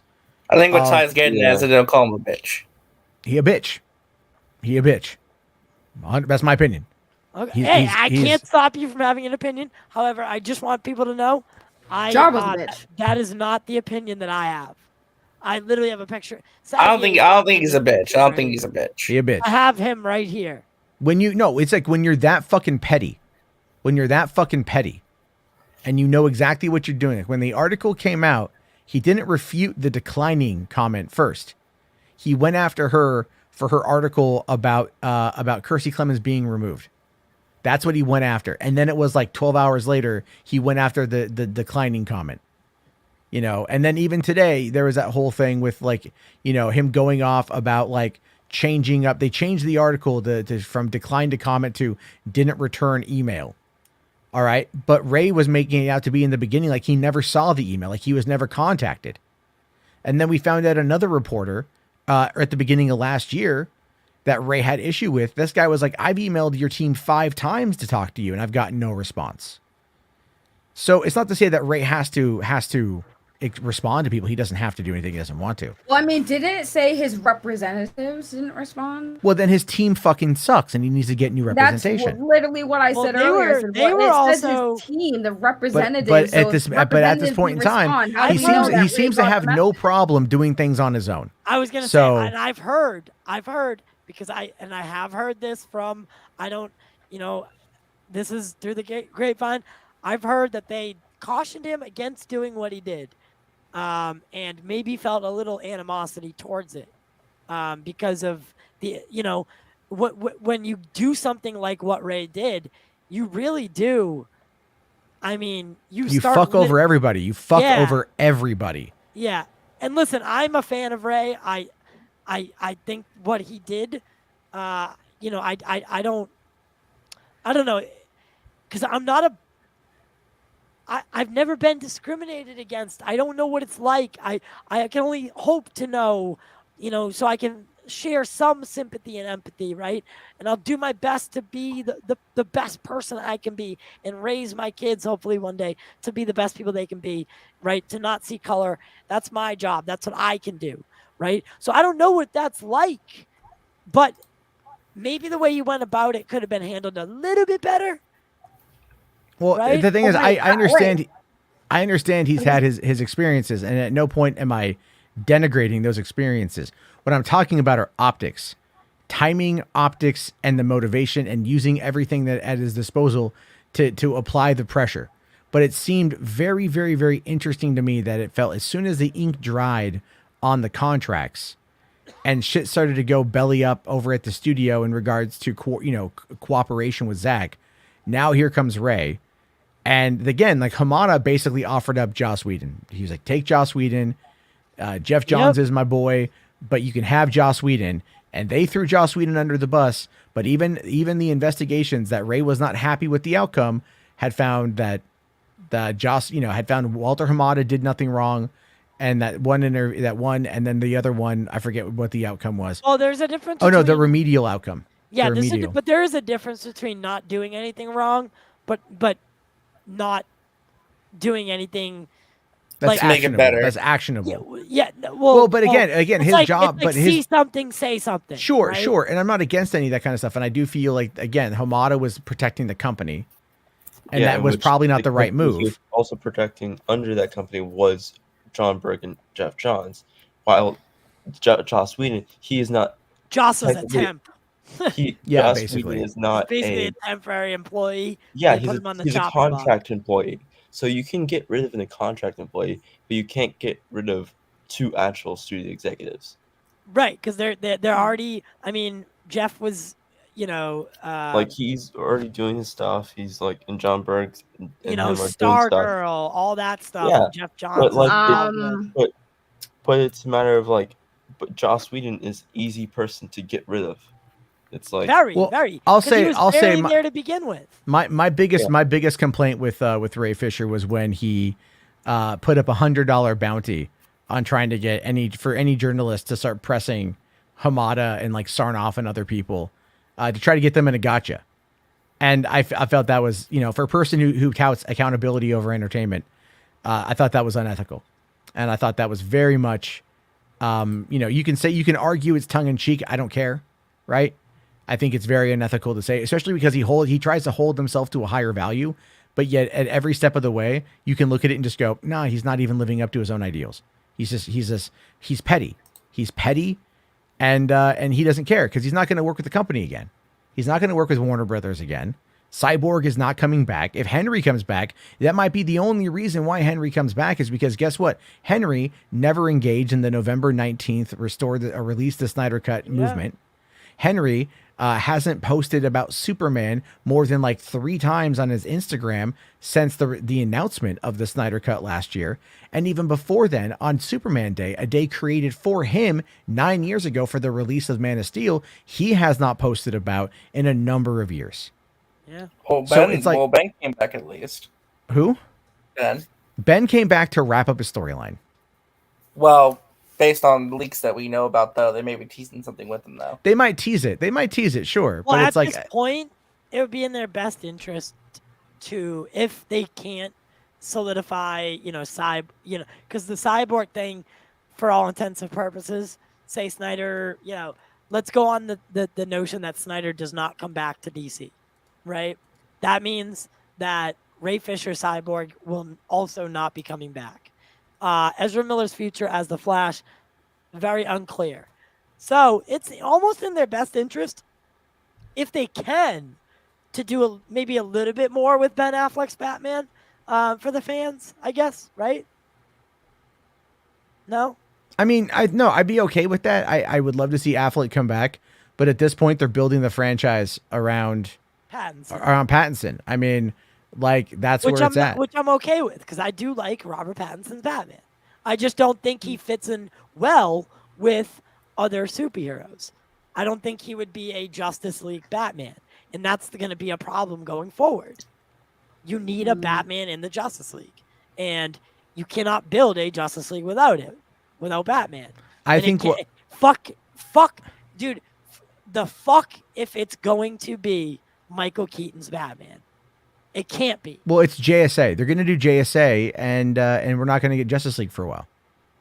Like I think that's what. I literally just heard it. I heard the whole thing in my trailer, and I've got to say, in all honesty, what is that? it's the biggest piece of dog shit that I have ever heard. Everyone's laughing, by the way, but it's true because everybody's heard it too. Everyone heard it, right? The look at all. Everyone's like, "Yeah, big piece of dog shit." What was that? Is that The Rock? Yeah, that's the. Oh, there he is. just- It's Bradley I was- Williams. Bradley Williams in the chat. Wait, Bradley That's it. Williams is in here. Hey, what's up, man? Hey, what's going on? How you dropping them F slurs in your Instagram DMs, man? We were looking at your YouTube channel a little bit ago. Yeah, the animator on your channel's not Yeah, bad. did a pretty but- good job. Yeah. Wanna come on the show? You might need to. No, it's Wanna almost come 3 on? hours, and You want to come on the show? Come on. Want to come on? Wait, hold on, real quick before I forget. Ty, you said you've never been discriminated against? For race? No. Okay, hold on. I got you, boo. Hold on. Have you never been discriminated against for your race? Well, I'm here to tell you, you are white, and your opinion doesn't matter, you racist. Congratulations, you've now been discriminated against. Thank you. You're welcome. Fantastic. I Well, want to make you feel included. on that note, I think it's time to say goodnight because 3 hours. I'm running on empty. But it's been an interesting conversation. You know what? We can hold on here real quick. How is 13% a majority over 87? Look up how social influencing works, sir. I think that's a good place to start. I'd recommend the 2016 presidential election, Twitter, Facebook usage, Internet Research Agency. Good place to start. Yeah, the IRA is a good. Oh, yeah. A good indication of how only a small group of people can influence a wide amount. Yes, it's very troubling. Yeah, there you go. The results are very astounding. So, it's a minority. Yeah. But can I say this before we go? Yeah. So Saggy and myself, we're gonna be at Springfield Comic Con this Saturday. Wait, it's Springfield, Ohio? Massachusetts. Oh, okay. You gotta confirm because a lot of there's a people lot don't of know Springfield. Springfield, Massachusetts. They're like, Oh. what is that? Are you guys going out of town together? You know, Yeah. I mean, Yeah, so we're going You guys are 3 having an hours orgy? out. Well, it's not. I mean, it's an hour and a half out. It's 3 hours by train. But yeah, so we'll be there, but we'll also be talking about, like, we'll be doing a live show, pre-recorded stuff, interviewing people. It's gonna be a fun time, and we'll have videos up afterwards. But some like we'll do live, and I'm Ty, sure. we don't want to see the videos of you and Saggy. Okay. Awesome. What the fuck? I also pre-recorded. Clap them cheeks. Clap them cheeks. Clap them cheeks. Bro, Clap them can cheeks. y'all Clap them not? cheeks. Clap them cheeks. She's got a boyfriend, right? I don't see no ring on it. I Clap them cheeks. Also RJ, have- stop white knighting for me. Stop it. I also have someone of. Oh, so significant okay, in never my mind. I guess life. you do want to try to clap your cheeks. Okay. I don't see no ring on it, Ty. Shut up. Clap them Oh cheeks. my Clap them God. cheeks. All right, Clap- I was trying to help you, anyway, never mind. I'm sure Saggy's gonna bring her computer, and Saggy goes live everywhere, so I'm sure we'll be live. Is she bringing It's gonna protection, be. though? I bet she does go live. RJ, shut your fucking mouth, you fucker. I will fuck Why you not up. getting mad at Matt? Matt's the one who started it. You are encouraging it, man. Fuck, we already know that Matt's Hey, gonna no, say you said shit not to like, white knight for you, so I'll jump in. Well, it's gonna be a fun time, and I'll fucking kill you. I'm Y'all really gonna looking witness a forward murder, to it. bro. Yeah. If I'm if really you don't see RJ on YouTube anymore, it's because I murdered him. All right, that my What if he NSA does agent. end up like dead? And I'm tomorrow? saying it because I want people to know I did it. Yeah, my NSA agent just confirmed that he did in fact hear you say it, so we are good. I'm glad because I take full responsibility for murdering RJ. Remember, the only thing that's going to get murdered is